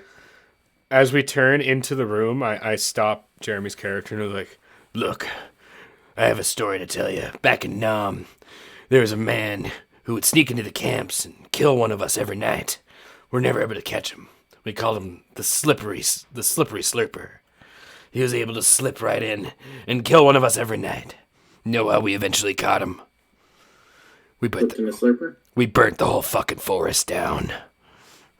I'm thinking this might be another slippery slurper incident. I think it might just be better to cut our losses and just light the island on fire. Let God sort him out." And I take another giant drag of my cigarette. This crime's unsolvable. I've already tried solving it for at least 20 minutes. It's been too long. I'm nearly not sober enough to actually understand what I'm saying anymore. Been looking for my bottle of vodka for at least 10. I handed it to him. I With immediately laughter away. take a huge. Drinking it from, I just take a huge swig and I'm like, what was I saying? That was crazy. Crazy talk. Quickly, get in there and investigate the room. And I just keep swigging the bottle of vodka. Alright, are you guys going back to the dwarf's room? We're in front of it. I just kind of pushed him in. So he walks in and you just see this grizzled old orc with just a bottle of vodka above as he's just taking a couple gulps and puts it back down and goes, oh God. Oh God. You know what it's like to not have a swig of vodka every 10 minutes? It's like living back during the napalm bombs of Vietnam. All the screaming children. I'm gonna do a performance check for the story I tell downstairs. See how I keep people distracted. Clancy is sitting cross-legged with his eyes in awe, listening to this unnatural stories. Well, I went to this one. You tell a fascinating and very It's equipped with minor illusions of pictures of hotels and various pools and wonderful things, cocktails, foods, it's so drinks. good that Devin even stops her crying and just sniffles and kind of sinks into Toby's arms and goes, oh, that sounds so lovely. Oh my God. Yeah, these great hotels, Travelocities, got a list of very many and they've got great prices as long as you part to their subscription list, you see. This is very wonderful. just a horrible infomercial. One long infomercial. Hashtag not sponsored by Travelocity. Did you really? Maybe one day. No. I was gonna be like, what? All right, so we're upstairs. All right, Jeremy, what does Blade do when he gets pushed into the room where the dead people breathe? Blade. I started investigating. Okay, do you want to roll an investigation check? I mean, where I'm from, this is kind of what I did. Except for, there was a little change to the scenario, but usually we knew the dead bodies were there. Let's find out. Back in Vietnam, we can just identify the bodies by the bullet holes. That's a 21 investigation. All right. So you look around and you see that the suitcases are kind of scattered around, and He would see his. He would see his suitcases in there too. You see a puddle of blood in the closet, and most interestingly of all, you kind of see the outline of something in the closet. You look and it sort of looks like maybe there's a crack in the wall, but no, it's really straight, and there's another one going across. Straight line There's something here. Yeah, check that shit out. I point at my mentor and I look what we found. I'd run over and kick it. Actually, no. I'm stronger with my fists. I would fucking punch it. You punch it, and it I think you're pops open. It's a door. all the same, fists, feet. I'm proficient in unarmed strike. An unarmed strike can be your feet. I went. I went the way. It could be an unarmed strike. Just so we're clear. Unarmed means he doesn't have arms. I'm a monk. I'm a level 4 monk with the way of I hands. know it's your monk. Monk can be your feet too, buddy. Okay. It can be your feet and your hand, your whole You body. hit it hard. You just needed to touch it. That's It fine. pops open and it is a door. My character's drunk. He Behind the doesn't door, care. Behind the door, you see a narrow passageway with stairs going both up and down. I look at him and I hold out my hand and I put my other hand underneath it and I just kind of wait.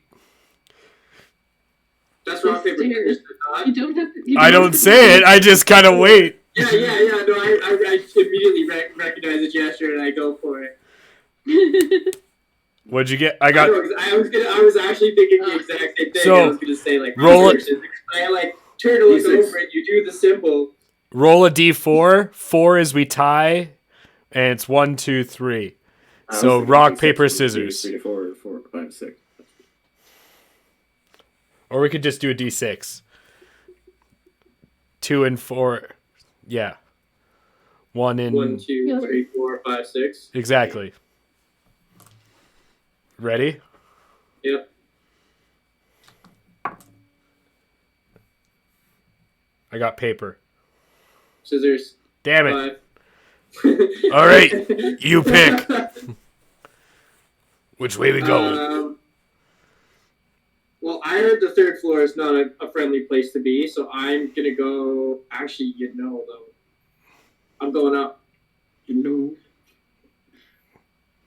All I right, fo- you're I going up. follow- I'm a warrior. I can take those hits. That's a lie. I'm up. I'm going up. I'd look at you and be like, good choice. Only a real man would go up. And And I smile and I beam with pride at my choice, and then I continue up. Like this is he's slowly becoming my hero because I want to be an old grizzled warrior. as you He is watch, an old grizzled as you warrior. watch, I roll up my sleeves. No, actually, I take off my leather jacket and tie it around my waist. So you just see these tons of scars and this ripped chest and this really old wife beater tank top. At this point, he basically looks like an old, like, imagine an old orc, like, bodybuilder. He's got a big keg belly, but, like, nothing but, like, ripped chest and neck. And his arms are just ripped with a bunch of really old tattoos and scars. And he basically just takes off his jacket and just starts, like, rolling his shoulders back as he's walking up the stairs. And then continually smoking. He puts, like, the pack of cigarettes, like, in his ear, because his ears are big enough. And he just constantly smoking and taking swigs from this open bottle. All right, you guys come up to the top of the stairs, and there is another set of stairs going up from there. But you can also see some light coming through. It looks like sort of a smashed section of wall ahead of you. You're in another narrow passage. There's a large sort of hidden room attached to it. It looks like maybe it was once a storage room, but now it's kind of falling apart. I kick it open. You kick what open? The crack. Wall that's falling apart? Anything that looks like it's falling apart or looks like there's light coming through, I'm kicking it. Demolition order coming through. Okay. So there's something that looks like it was once another hidden door, like you just came through. But it's just falling apart. So yeah, you kick it open and it falls apart as it opens. Can I like make it look cool when I do it? Yes, you can look cool while you do it. Nice. You find yourself in just a moldy sitting room. There's 3 doors off of it. Yeah, it's just old furniture that just doesn't look in good shape anymore. The one wall behind you kind of looks like it's falling apart. It looks like there's water on the floor. It just looks kind of nasty. I go back into the secret pathway and keep going up. Okay. I just kind of look, and it's like, this room's a dud. Next. It's just like a moldy sitting room. Yeah.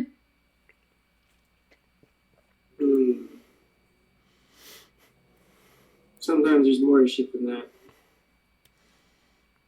You're not wrong. Yeah, I'm telling right. you a story about I'm gonna investigate this room. I'm gonna let him continue on. I'm gonna investigate this. No, I'd stop. I'd stop and look at him. Probably go sit down in the moldy chair and be like, fine. I keep doing those 18s on the investigation. If you're gonna look at, you want to check 21. out an old muddy room, I'll sit here and watch. And then while he's doing that, I'd be like, sorry. You want to roll me an investigation check, Jeremy? Yeah, it's 21. While you're doing that, Jeremy, I'm gonna sit there and be like, you look around, you see that.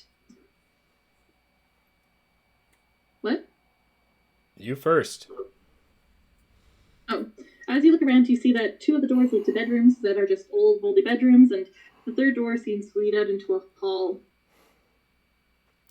You can see the stairs that kind of look like the stairs up to the 3rd floor from the hall. As you're looking out the door to the hall, though, John, are you looking at him? Yeah, I was gonna ask him what his name is. I'm gonna be like, so what do I call you? I'm just watching him. I'm showing minor illusions of the different sites that you can see at various Travelocity hotels throughout Egypt, China, and New Zealand. All right. So, John, as Jeremy's looking around, you feel something strike you in the back. Does a 19 hit? Can I use a bonus action? Or a reaction? What? You have a reaction. Maybe a reaction, yeah. Yeah, you have a reaction at most if you Depending on- Yeah, I have a reaction. Okay, what is it? He gets drunk. That's his reaction.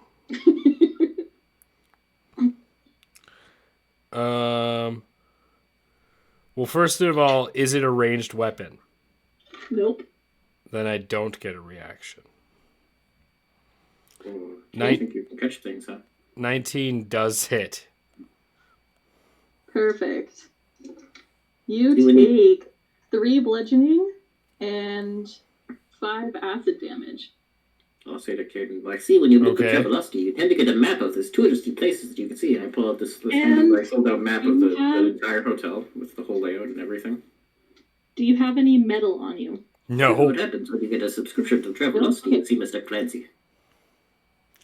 I have no metal on me, but I would jump up and attack. Okay, so you jump up and turn around, and you see this thing that looks like a liquid snake. It's rising up like it was just rising to strike you. Rising up, That's cool. back on the I'd street. still attack it. Did my time, Okay. at my glories. Ow. With This my is, fist, I'll be right. Okay. I get 2 unarmed Um, strikes.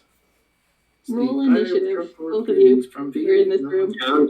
I got my hand crossbow. That's what do you think I'm wearing this big leather jacket for? It's the Perfect. Roll initiative, both of you. that was from the. I rolled a 19. Okay. Jeremy? Oh damn! Apparently I was not ready for this. It would be 6. 6? Alright. So, John, you're first. Okay. So I'm going to use Flurry of Blows. Because my archetype is hand, the additional effect I will inflict is they will do fire damage. Okay. So I make 2 attacks.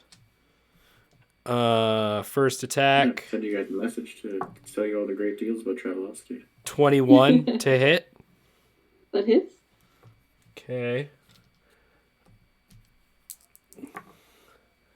That's 10. Mr. Clancy, I hope you're very excited about becoming a new member for Travelosky. 10 fire.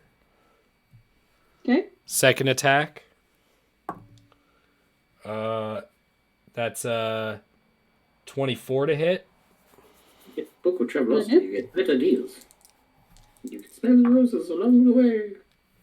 And that's 11 fire damage.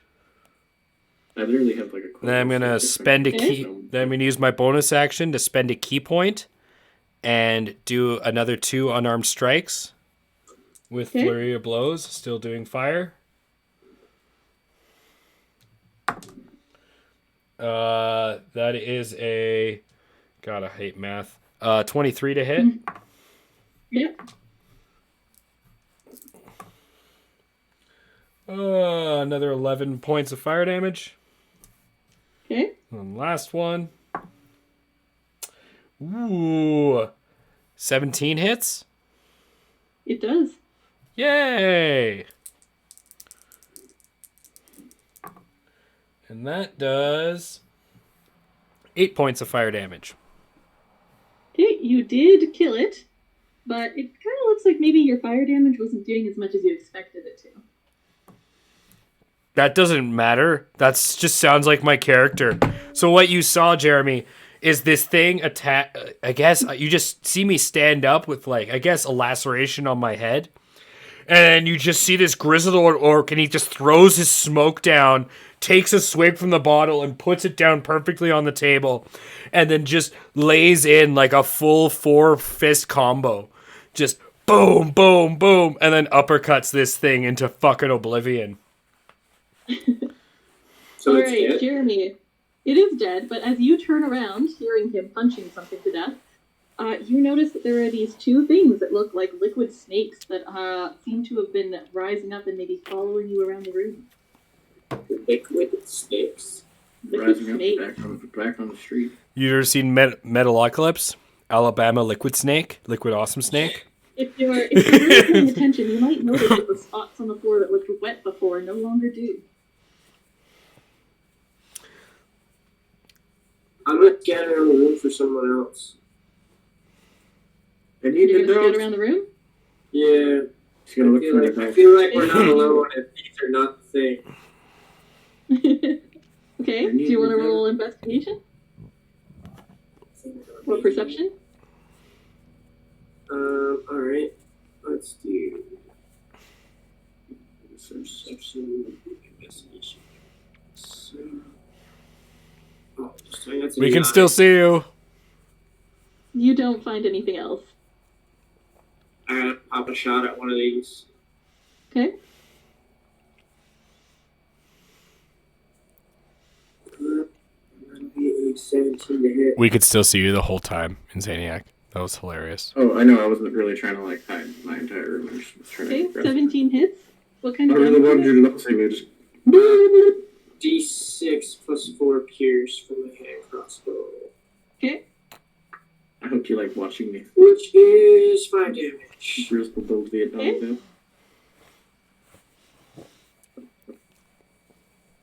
Is The that our Travelocity feature? is going to be the Yeah, next that'll be everything for all Vietnam veterans from the past. It's too bad Alright. half our team is downstairs telling stories. These two things, one of them slides over to John and the other one slides over to Jeremy, and they both attack. You should be better at convincing the Travelocity now than he has to fight things. Against John, it gets 15. Miss. And Jeremy, 16. Okay. That hits? Yep. So you take 7 bludgeoning and 3 acid damage. Oh, this is Alabama liquid snake. Totally, no, it's totally awesome. Alabama liquid snake. Alright, John, it's your turn. See, my first character idea was thinking like Inspector Clouseau. So fire didn't really work so well. No, not really. All right, I'm gonna try cold this time. You're as cold as ice. Okay. You're willing to sacrifice so long. 17. That hits, right? Yep. Its AC is 8. Oh, good. I do 11 cold damage. Okay. Did that look like it affected it in any way? It affected it, but it looks like maybe not as much as it should have. Not as much as it should have, eh? Mm-hmm. All right, well, I have to finish this one with cold, so I have to use cold again. 10 to hit. That hits. 9 cold damage. Okay. I'm going to switch. I'm going to use my key point to do another 2 unarmed strikes. I'm down to 2 key points now. Mm-hmm. And I'm going to make it lightning damage.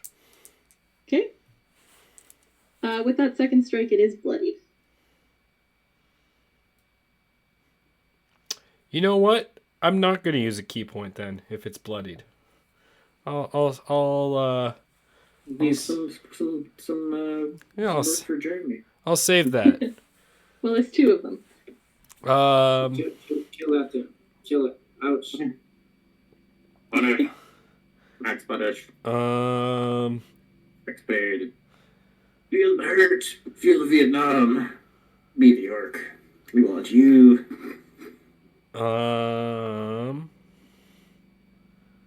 Instead, It's cold as us. We think to sacrifice on love. all right, that's pretty much my turn. Okay. Jeremy?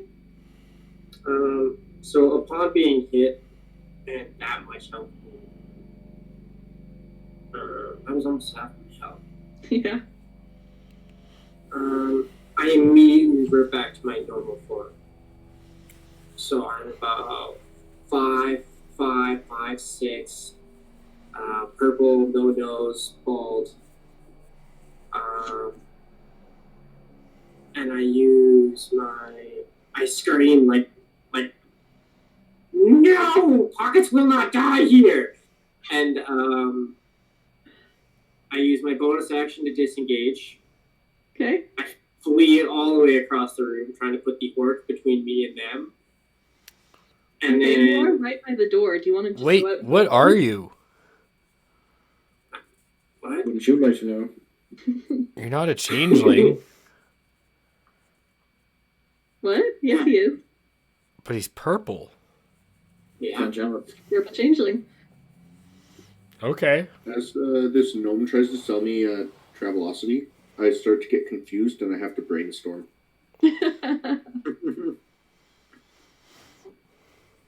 It's a really good presentation. I'm using minor illusions to make pictures. I'm gonna, I guess, flee, and then I'm going to. Everything.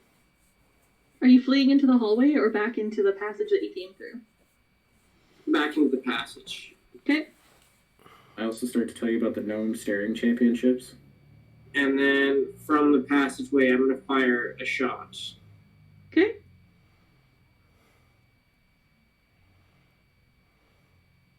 You see, sometimes the gnome staring championship can go on for days and 16. days. 16, that hits.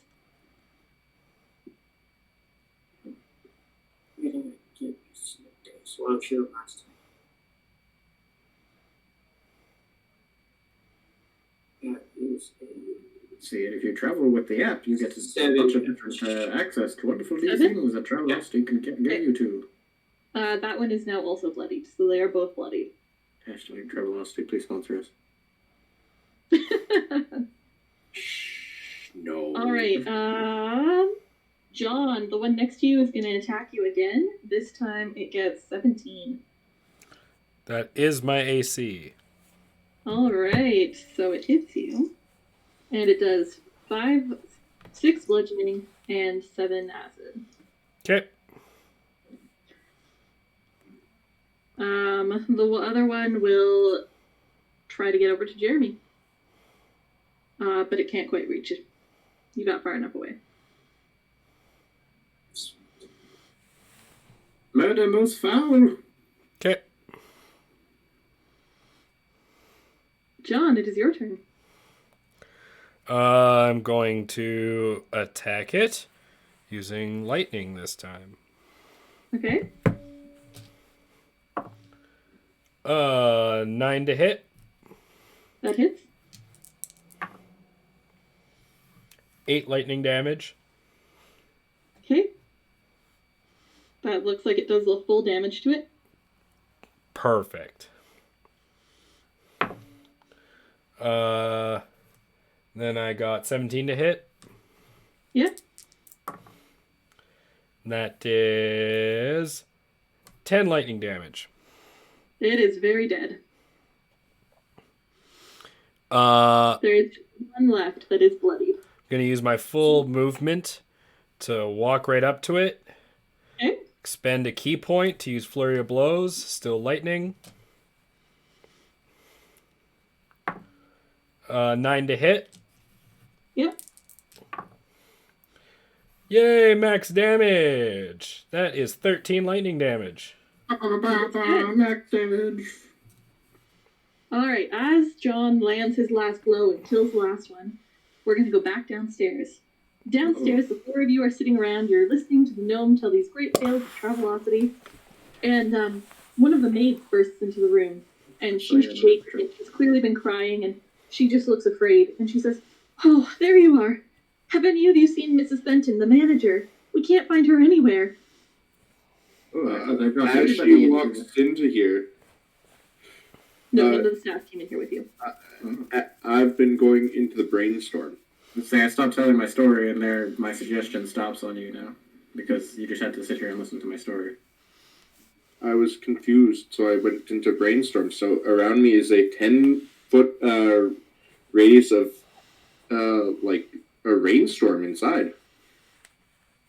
There's also a rainstorm outside, pattering against the windows. It sounds very heavy. Well, this is very bad for my accent. I am a storm herald barbarian. So Andrew, I need you to make some deck saves or a deck save for me, please. Oh my goodness. I chose the right party to hang out with. I need you to heal me, Jeremy, by the way. I'd really need... Potentially. Can I take a short rest, Sarah? Are you just going to go back to your room and lie down Pretty much. in the middle of the time? Yeah, go for it. Yeah. Fine. I'm going to tell Jeremy's character to watch the door, and I'm going to go take a short rest, because I need it, because I want to get my key points back. Yeah, then I'll close the passage door. Then up. if you're letting me get a I'm short gonna- rest, I'm going to use my last 2 key points to do some health on me, and then have a short rest and get my key points back. 'Cause Yeah, go for it. I'm technically bloodied too by 1 point. Are you Go for it. Do you serious? guys go back downstairs through the passage you came up in? Yes. Good I choice. got 5K. I believe that hits, because my spell DC would be what I'm looking at here, I think. Probably. Probably. Okay, so you take full damage, and that is 5 lightning damage to you. Ooh. Oh my goodness. What's You're confusing me. Jeremy? What's a martial arts die? Okay, just watch the flash of the fireworks. And I do pyrotechnics, and I need to do a Constitution save.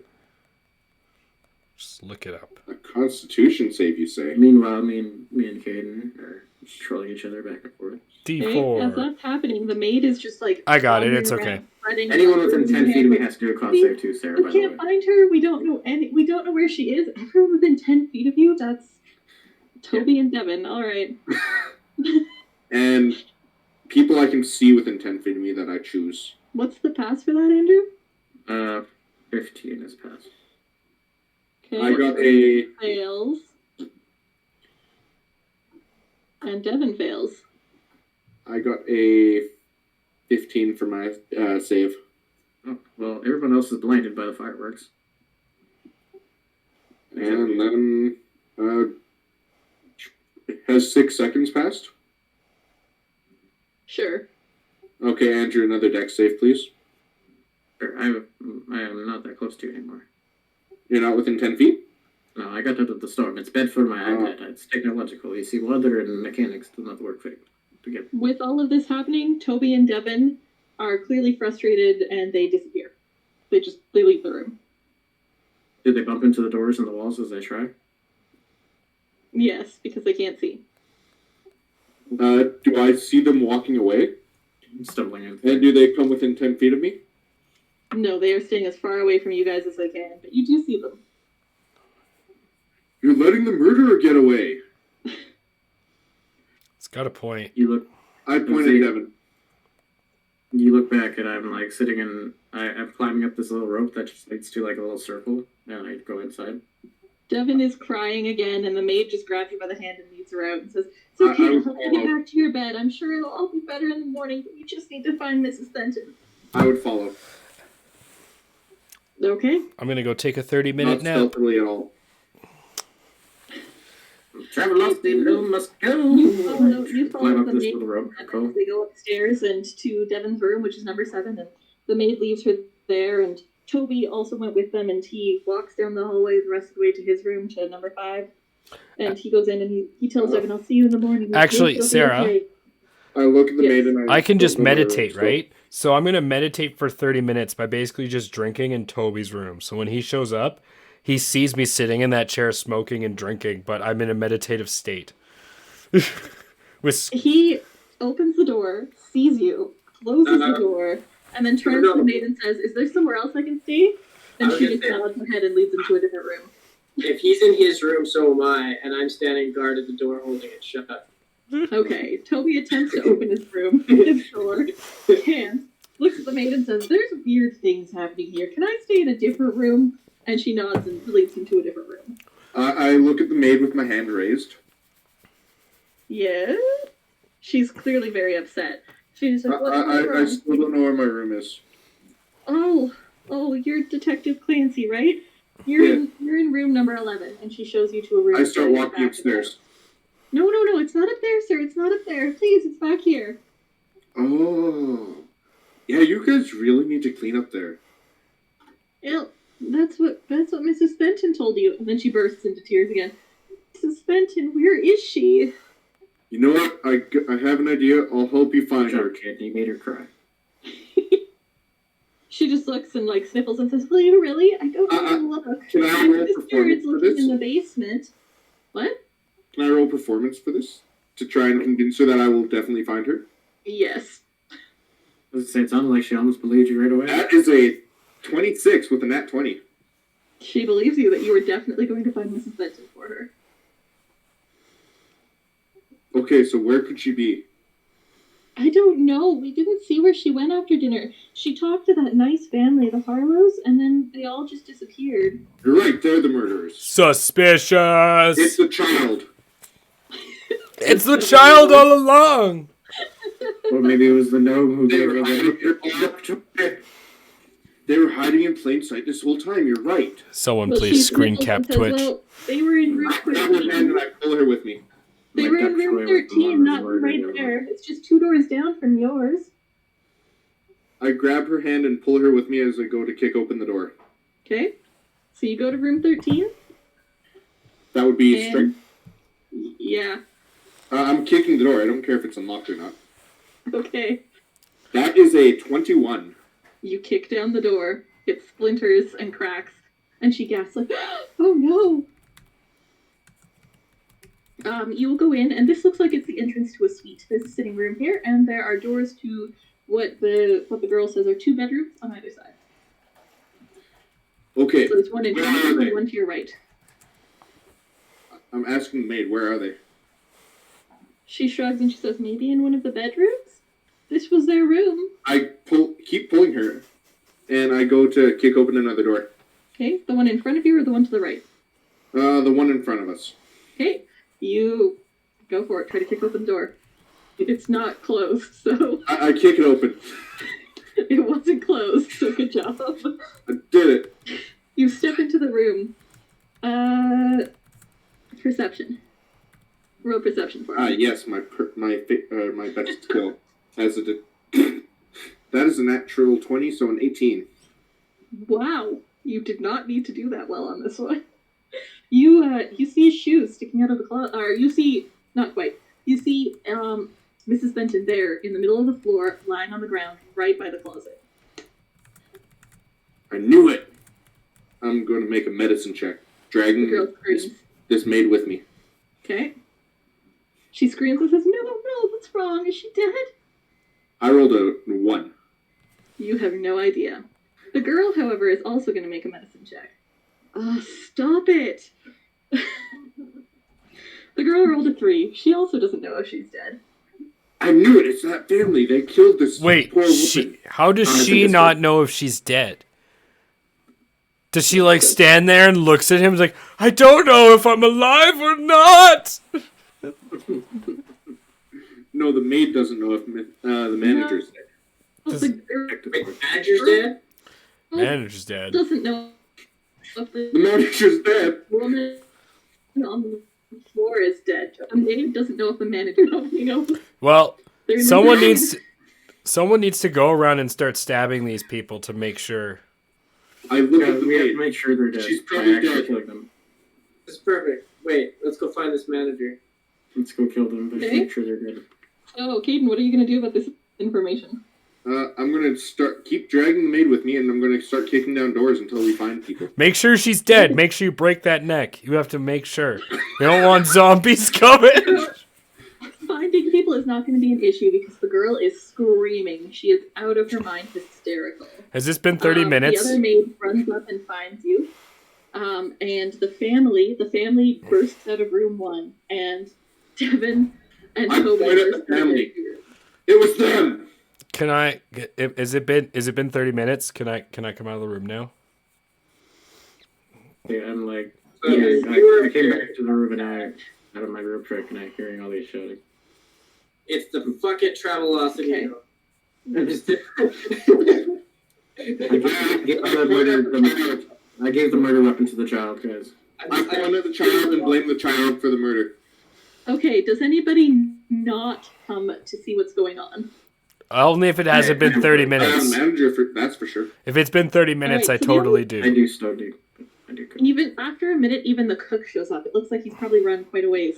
Has it but been there's just screaming and 30 hysterics. minutes? Poor maid is crying, and her sister is holding her and giving her a hug.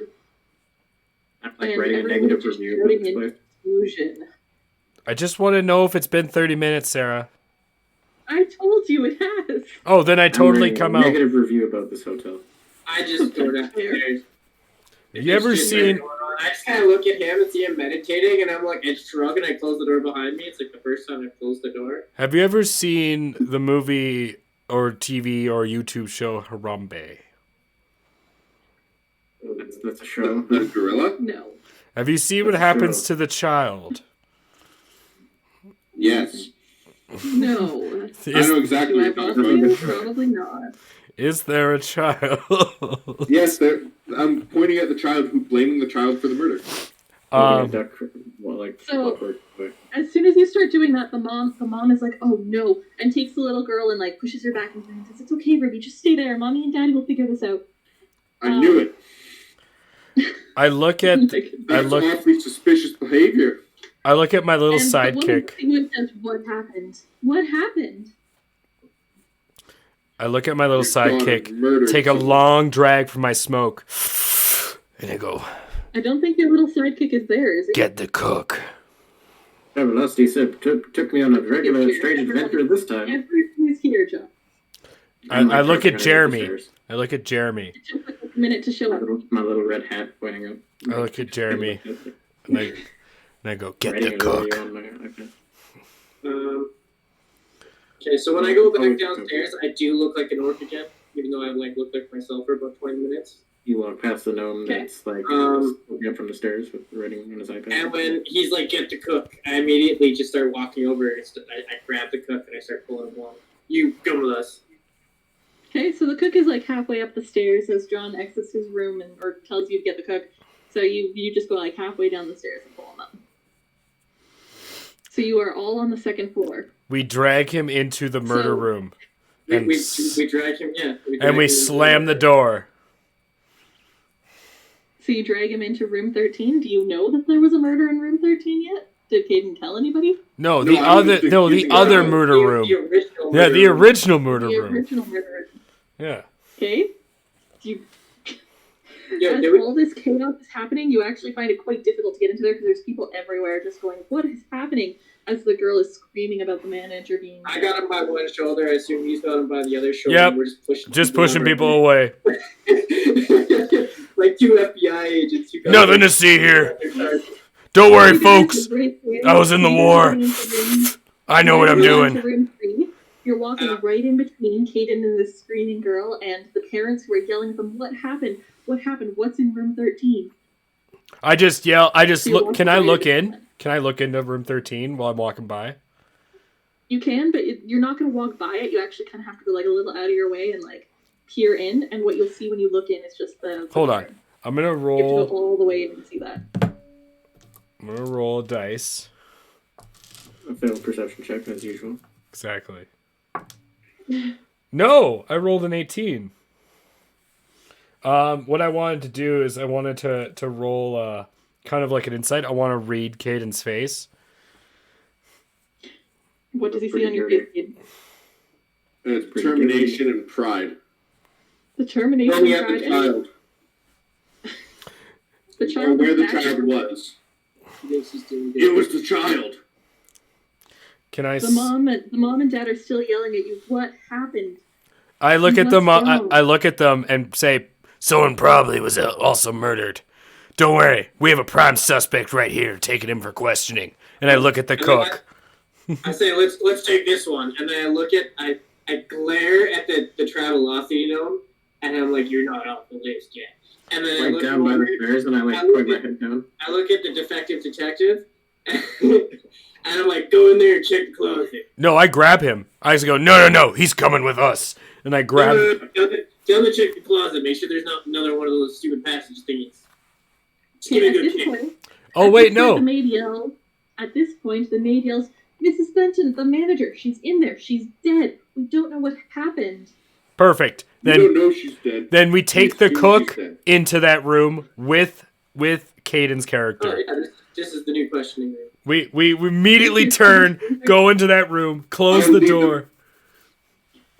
The mother of the family follows you as well, and the dad is chasing along behind her. I stop and look at her and be like, "Miss, this is no place for a woman of your..."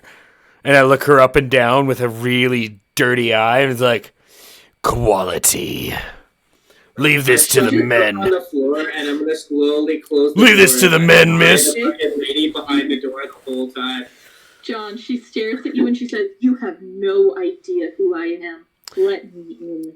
I look at her and go, "Miss, Did you ever see 14 men get shot in the back of the head while a tractor mows down the rest of their remains and then put into a garden while trees are planted so that kids can play in a school on their rotten dead corpses? I'm gonna roll intimidate. She just stares at you and she says, I'm rolling intimidate. Yes. I'm rolling intimidate. I'm gonna intimidate. Can I try to go to the front desk and go try to find their computer or whatever sign in kind of like stuff they got going on? I'm really good at intimidation, by the way. Okay. I rolled a 24. She looks at you and she blinks for a second and then she says, I've seen things you would never imagine. Her husband seems really shocked at this information. He's like, what are you talking about? As she I says, step forward and wait. I put my hand on his chest and I'm like, boss, you got stuff to do. No. This. As I slowly close the door, I'm going to turn my face into her face. And I'm like, you don't, in perfect mockery of her voice, you don't know who I am. No, I'm gonna stop Jeremy and I'm be like, no. Let her in. And I look at her husband, it's like, no pussies allowed. And I just push him out and close the door. She puts her hand on his chest and says, it's okay, dear. I'll explain later. And he just looks shocked. He's just looking at her like, who are you? And I slam the door closed. And then while she's there, I take the cook and I just rip him into a corner. I'm gonna literally just throw him with force, right across the room. Before you do that, Andrew, you were going down to the front desk, right? Yeah. Okay, what do you want to look for at the front desk? Yeah, I'm gonna go try to find whatever sign-in kind of computer they have, and try to see what who's on the list. Oh, you don't actually find a computer at all. You do find the hookups for a computer, but it looks like maybe nothing's been installed yet. But you do find paper. You find a paper list. Paper? I'm gonna go through to see. I just want to see who's on the list for the thing today. Okay, so you're just looking at the names of the guests? Yeah, to see who's signed in, see if there's anyone that might be unaccounted for, if there's extra people on the guest list or anything like that. Yeah, Okay. any names? You see Devin Redding, Toby Martin, Trinity Moore, Bert Robinson, and then you see the family, Arya, Roger, and Ruby Harlow. And all of your own names. Okay. No Jeremy's? No Jeremy's, but the Blade. The Blade. Not Pockets. Not Pockets. What is your name? What is your character's name, Jeremy? The Blade. The Blade. What is your character's name? It's the Blade of a Mighty Warrior. Yeah, what's your character's name? Why don't you ask him that in game? I am. So what's your name? It's the Blade. No, I don't want any of that crap. What's your name? You look familiar. Hi, I'm Randy. Shake your hand. What's your name?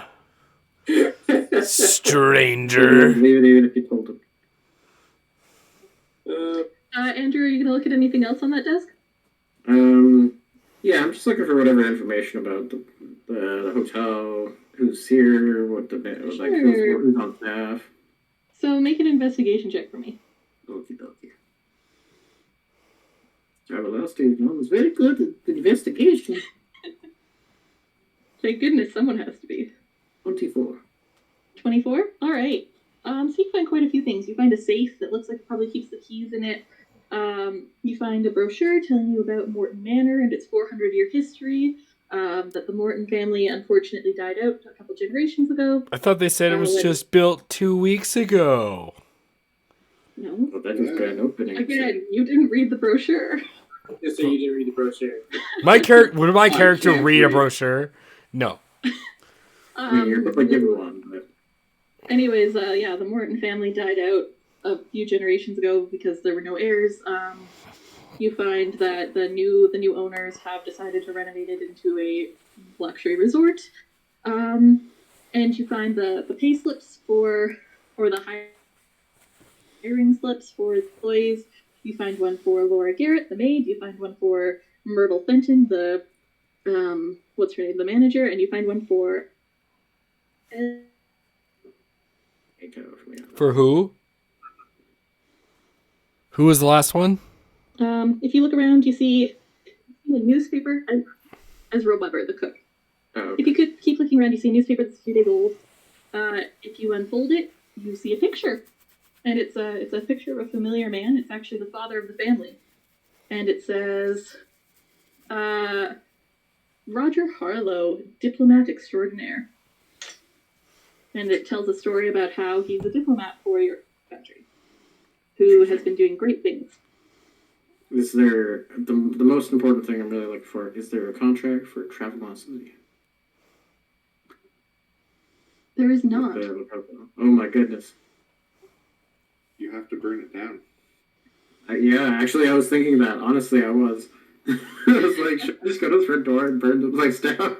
Oh my goodness. All right, Caden, what are you doing right now? I'm like processing. Did you go into the room? I was pulled into the room, so I'm in the room, I guess. Okay. Do you guys have the maid in there with you? Nope, just that girl you brought in and the cook. And the dead body. And the cook. And yeah, Well, well, the So- two maids are sitting outside crying. I immediately I go right up to the cook, and I throw him across the room through something, and then I sit him down on the ground, and I light a smoke, and I say, "Let me tell you a story there, young man.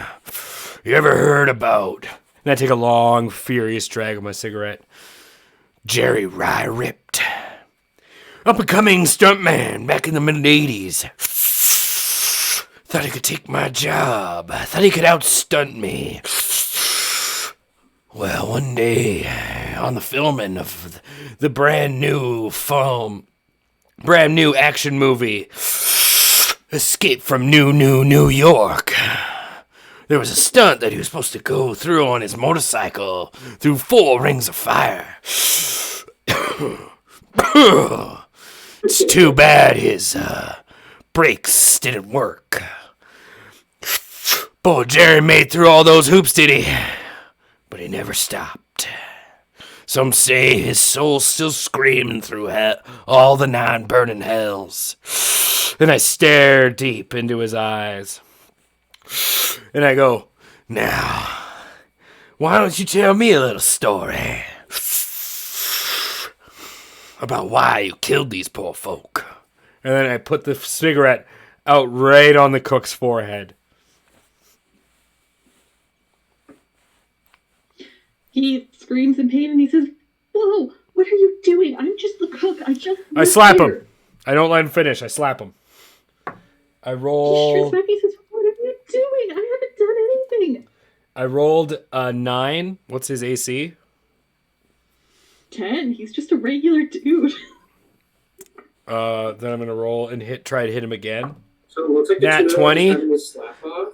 I rolled a nat 20 to punch him.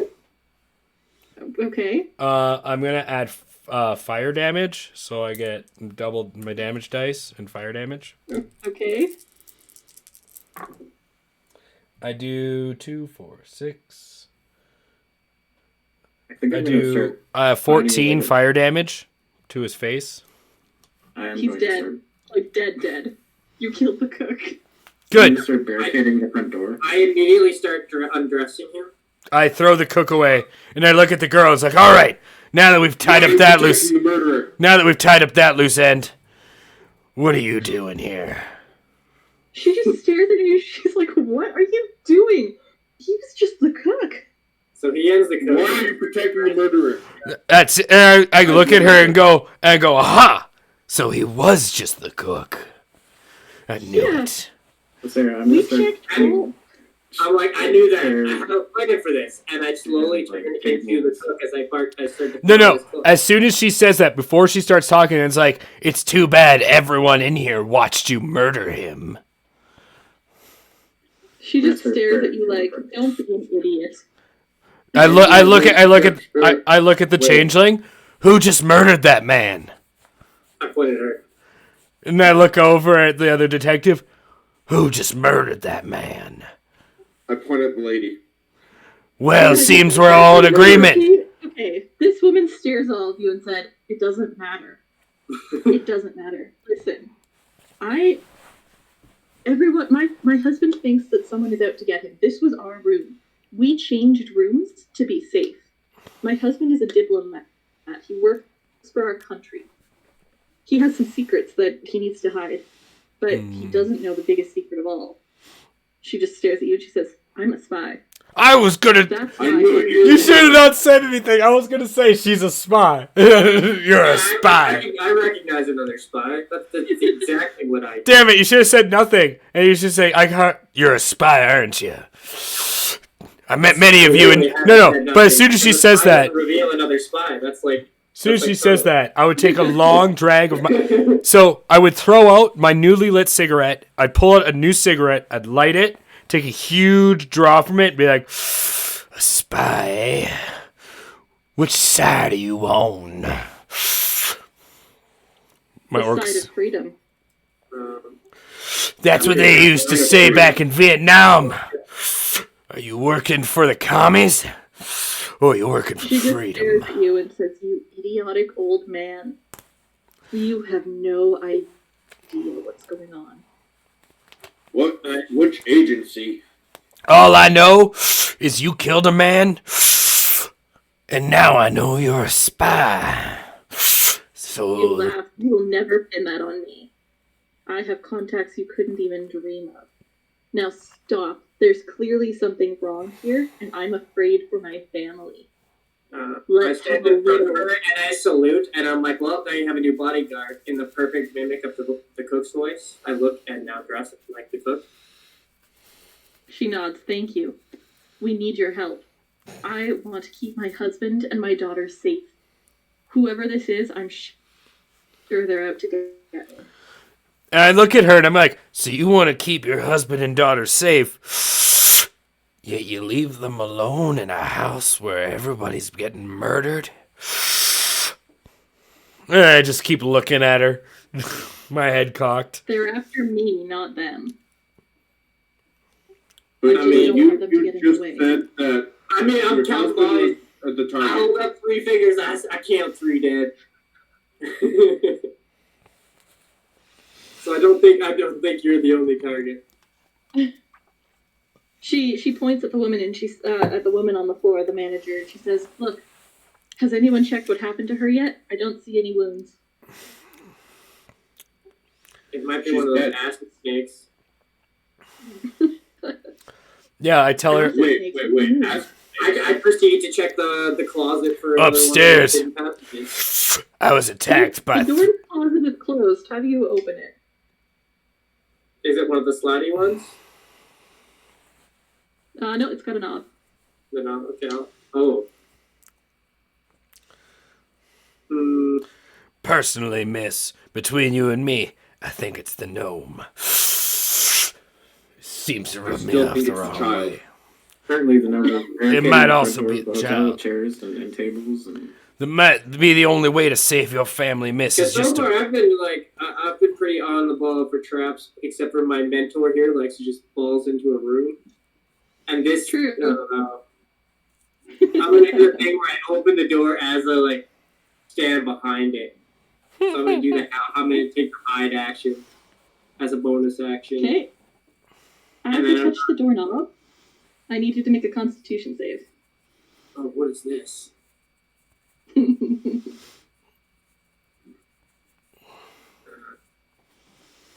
Can I just punch her? That's a 9. You fail. You take. You're- Get sick one. You're a this is really failure. good. What? I think 2 cooks are about to die. 17 poison damage. I'm glad I healed, because holy fuck. Shit. That's another con check for how? I look at her and say, how valuable is your husband and your daughter's life to you? H? More valuable than anything else. Then I got a plan. You and your Oh, family. I just passed my damage for over half. Okay. I have 19 total. I have 2 HP left. Okay. So I'm still standing. Holy fuck. Okay. Thankfully, you are not poisoned. Like, it doesn't continue. Was it a That shop? was poison damage. I'm No, gonna it was hit the poison. kitchen. Do you want And some grab kind some- of perception check to see if we actually notice this? I'm gonna head to the kitchen and grab some tools to make a fire start. I rolled a 10 Okay, on there are no perception. signs leading to the kitchen, but if you wander around, you'll find it. Yes. I would assume I'd rip my hand back, and my hand is just like violet purple. I'm just like looking at everybody like lying on the ground, like ah! I look at him and say, make sure you It's check for... fire. You always gotta check for traps. You never know when Charlie's rigged the doorknob to explode. The woman looks at you and she goes and grabs the arm of the manager on the floor and looks at the hand, and it's the same thing. She says, "It was me they were after. They knew. Every night Roger reads a book to Ruby. They knew he would go in there while I was getting ready for bed." I take a long drag of my cigarette. Looks like we're gonna have to put you on a boat and burn down the island. I'm ready. It's the only way. Yes.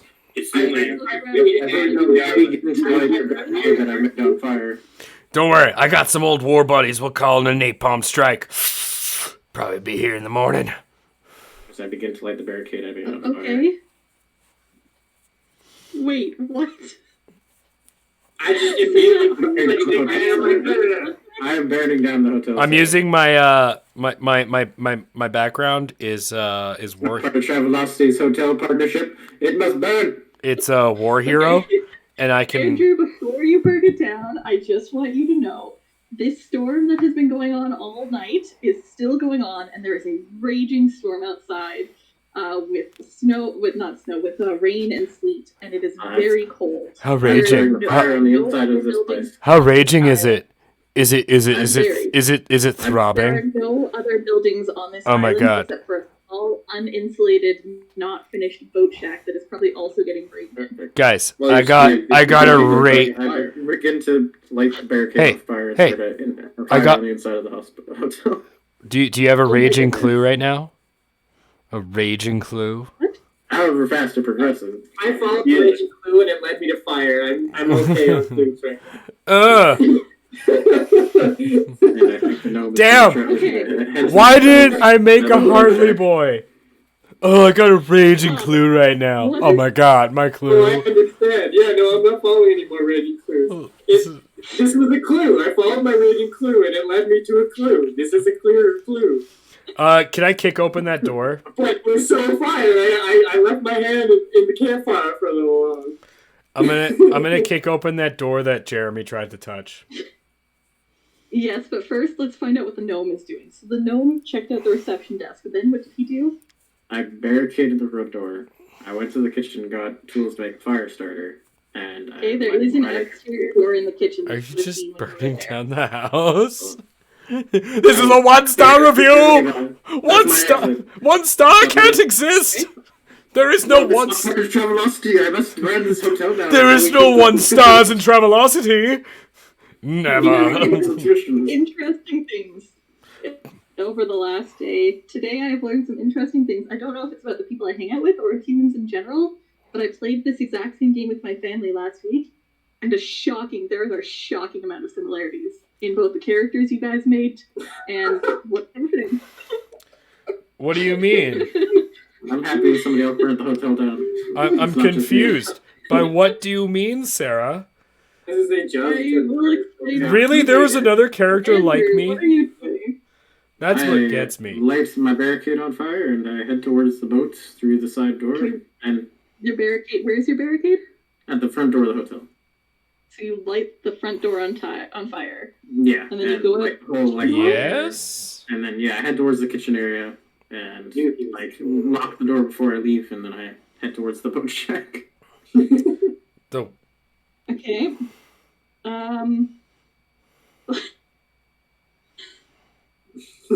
The Travelocity now. We'll see how long the fire lasts and builds. That's okay. I'm off to another hotel. Goodbye, Fire friend. alarm goes off. the Travelocity gnome is blasting off again. Because this big area at the top of the stairs to the second floor is open down to the front door, it does not take. It only takes a minute or two for the smoke and the sound of the flames to make it to everyone on the second floor. Not the fire So what are through you the guys gonna flames? do about it? What? Nothing. We noticed with all the smoke coming out of I feel like they're way too preoccupied with other things that are going on right now. You will start hearing shouts almost immediately from the maids as he's setting it on fire. They will actually see him. That's nothing new. No, they'll be shouting, "Fire! Fire!" This isn't the And then portal. later you will hear Devin and Chilton shouting the same thing. "Fire! There's a fire!" And the father and daughter will start shouting it as well a second later. There's no fire alarm? There is a fire alarm. They are the fire alarm. Okay. You hear a lot of things. The fire alarm, people shouting I kick open the door then. I go through that secret passageway that Jeremy tried to open. So I just smash it you open. barely managed to close it. And then I just yell at the other three inside there. It's like, quickly, we gotta get to safety. Sorry, I gotta get my voice back. Quickly, we gotta get to safety. You never know when Charlie's gonna attack. Sounding too grizzled already. The two girls say there's nowhere else on this island. It's raining outside. We can't go outside, we'll die. I wasn't talking to them. I'm talking to the people in the room. No. I fully believe in my The phone. important people. Yeah, I'm not talking to no anyone Alright, I care about. Andrew, by the time you make it to the boat shed, you have 1 level of exhaustion. You now have disadvantage on ability checks. Okay. I will begin to rest in the boat shack. Okay, it is very cold and very wet. The rain is very much coming into the there. It is a shack. It is a shack, yes. I'll use my unseen servant to kind of add some stuff to it to fix it up a little bit, so it's not so bad. Okay, Move a couple things here and what are you there. going to have them fix up on it? Just moving a few boards around, and not, I'm not going above and beyond to make it better. Just not so I'm not There's being not a rained whole on. lot that can be done. It's a Yep, shack. that's fine. It was That's not fine. made to be a shelter. I can, yes. You will continue to take exhaustion as you stay there. As we are walking through the secret passage, I yell to Jeremy, Caden, and this lady. Obviously, they've already made the first attack. They heard my plan and they decided to set fire ahead. There's only one way we can counteract this. And my fists light up with flame, and I just start punching the walls, lighting fires with my flaming fists. Light it on fire further. Yes. Okay. You're right. So at this point, all of the people have run down and they're trying desperately to put out this fire. And while we're walking up through the inside of the walls in this secret passageway, this orc with flaming fists is punching the walls, causing more fire. Because he thinks... You're not at any point in a secret passageway. You were just in one of the bedrooms on the second floor. Well then I just keep punching the walls, causing more fire, because I'm extremely convinced that they've already started it. They took my plan and took it ahead of me, and I'm not going to let anyone steal my plan. Okay. We didn't start the fire. You start more fires. It was always burning when the wheels were turning. We didn't start the fire. I look back at everyone else like, why didn't you help me? We gotta burn it down quick. It's the only way we're gonna save your family. I also light the torch where I am. I then look at the woman and I'm like, why are you still here? Go find your husband and child and get off this island. Don't worry, we'll take care of this. And she just watches me, keeps punching. Screaming at you. She's screaming, weren't you listening? There's no way off the island. Not in a storm. I'm just throwing torches at the wall. There's always a way off the island. Sarah, I love your face of disbelief. This is where I was going to go to eventually. Okay. Wait. What do you ask? There's no We way all off burning. I look at the We are changeling. burning ourselves. I look at the changeling. You keep her safe. You lead them to safety. You know a way off the island. I just look really confused, and at this point I'll just look at her and I'll turn into a lizard folk really slowly, like the scales will just kind of like slowly from my face, like maybe you guys don't have your way off, and I just start leaving. I'm gonna go find an exit. See? He knows what he's doing. Go follow him.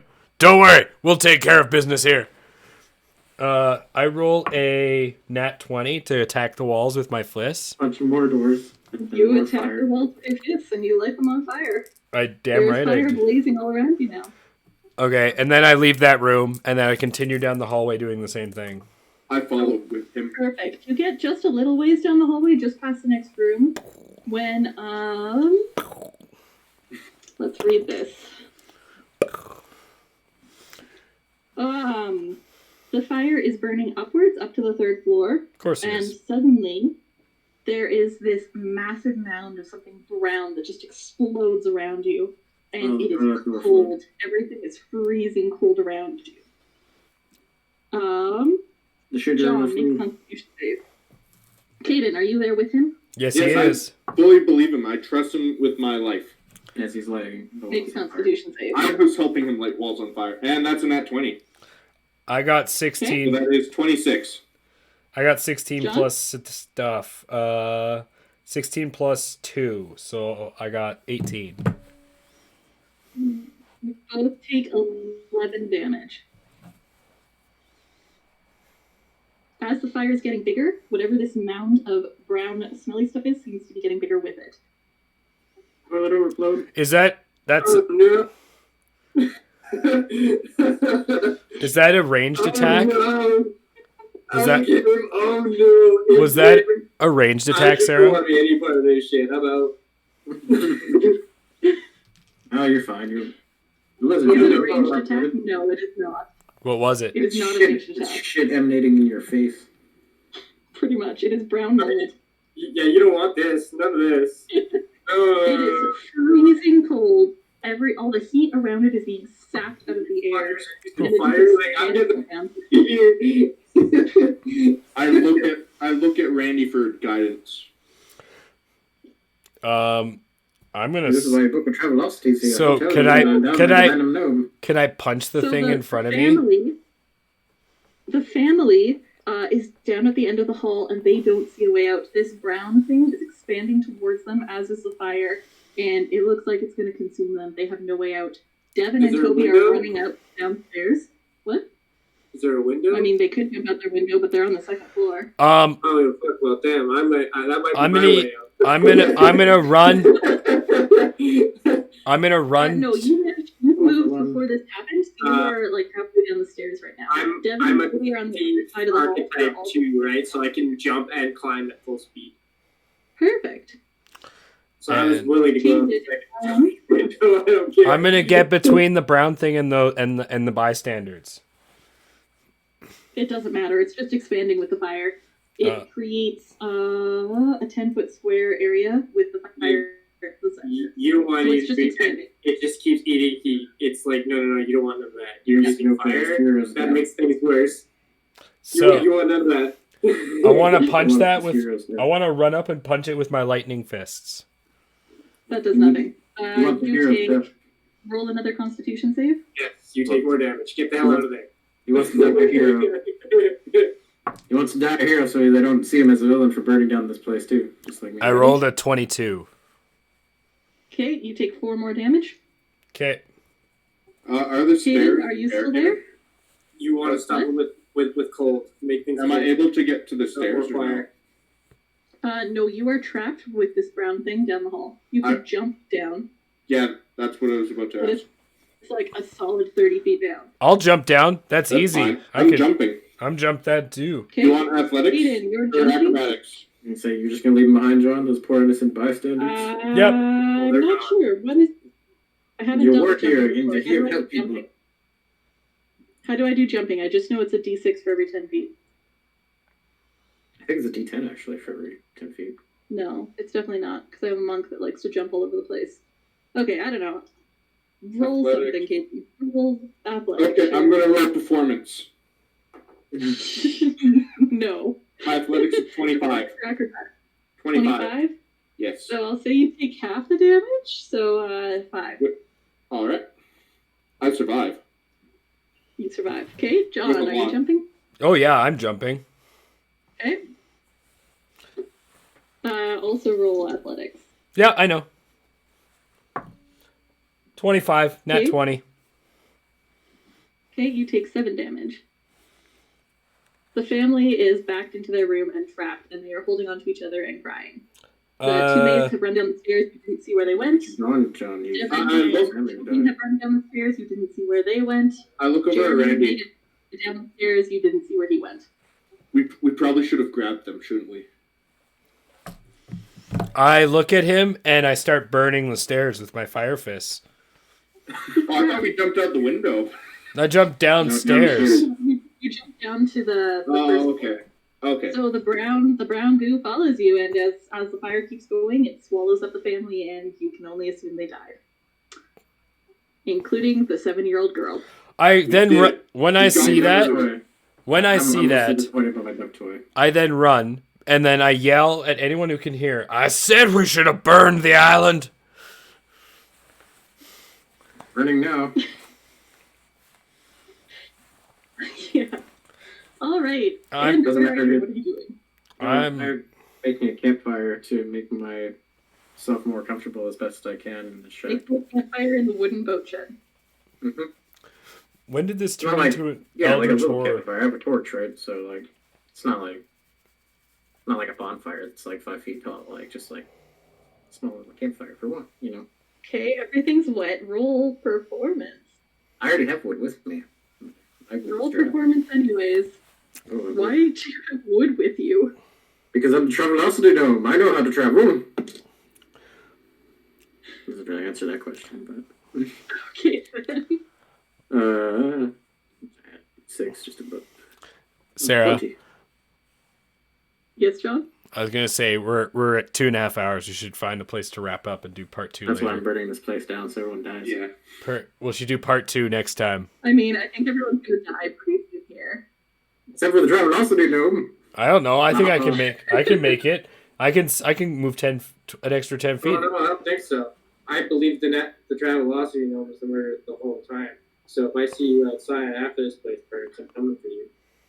And I will give you a subscription to Travelocity and make things much better. Okay, do we want to wrap this up and see what happens next time? Or Let's see what happens next time. Because now it's turned into an eldritch horror. Burn down and die. It's become an eldritch horror, and I love it. Yeah. It's like Okay. Randy McDaniels will ride again. I'm interested to see this out. Right. Before we stop, Active Clancy. It was 20. Okay, you managed to make a little fire, and you do not take a second level. Wait, no, you have disadvantage. Dun dun dun. And what did he get? Next time on the Villains Talk Show. Z. Now. 17. Oh, wait, 18. 17? Okay. 18. You still managed to make a little fire and not burn down the boat shed with yourself inside it. Yeah. And you don't take a second level of exhaustion yet. Yeah. It's because I'm the Travelocity Dome. All right. For travel. Yeah, we'll stop there. It's 2:30. Next stop, an official Travelocity Hotel. To everyone watching, Building around. thank you all for watching. There was actually a bunch of people watching. Thank you all for watching. I'm sorry you had nothing better to do, but thanks for watching. We have a Why did podcast. you waste your time with us? We if you- appreciate all of you so much. We really You do. waste your time with us. It's a great way. We have a podcast. If you guys anyone goes on This to is the podcast. well, yeah, this is the live version. But if you want to see previous episodes on a podcast, you go any podcast, whatever you use, the Villains Talk Show, you'll find us there.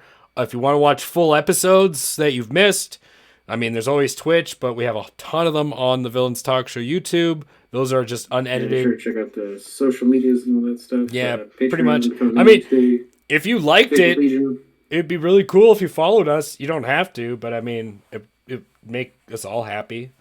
I mean, If you enjoy video games, You have a little- Otherwise- check out to my channel. And tomorrow we're doing another D&D kind of thing. We're doing some Baldur's Gate.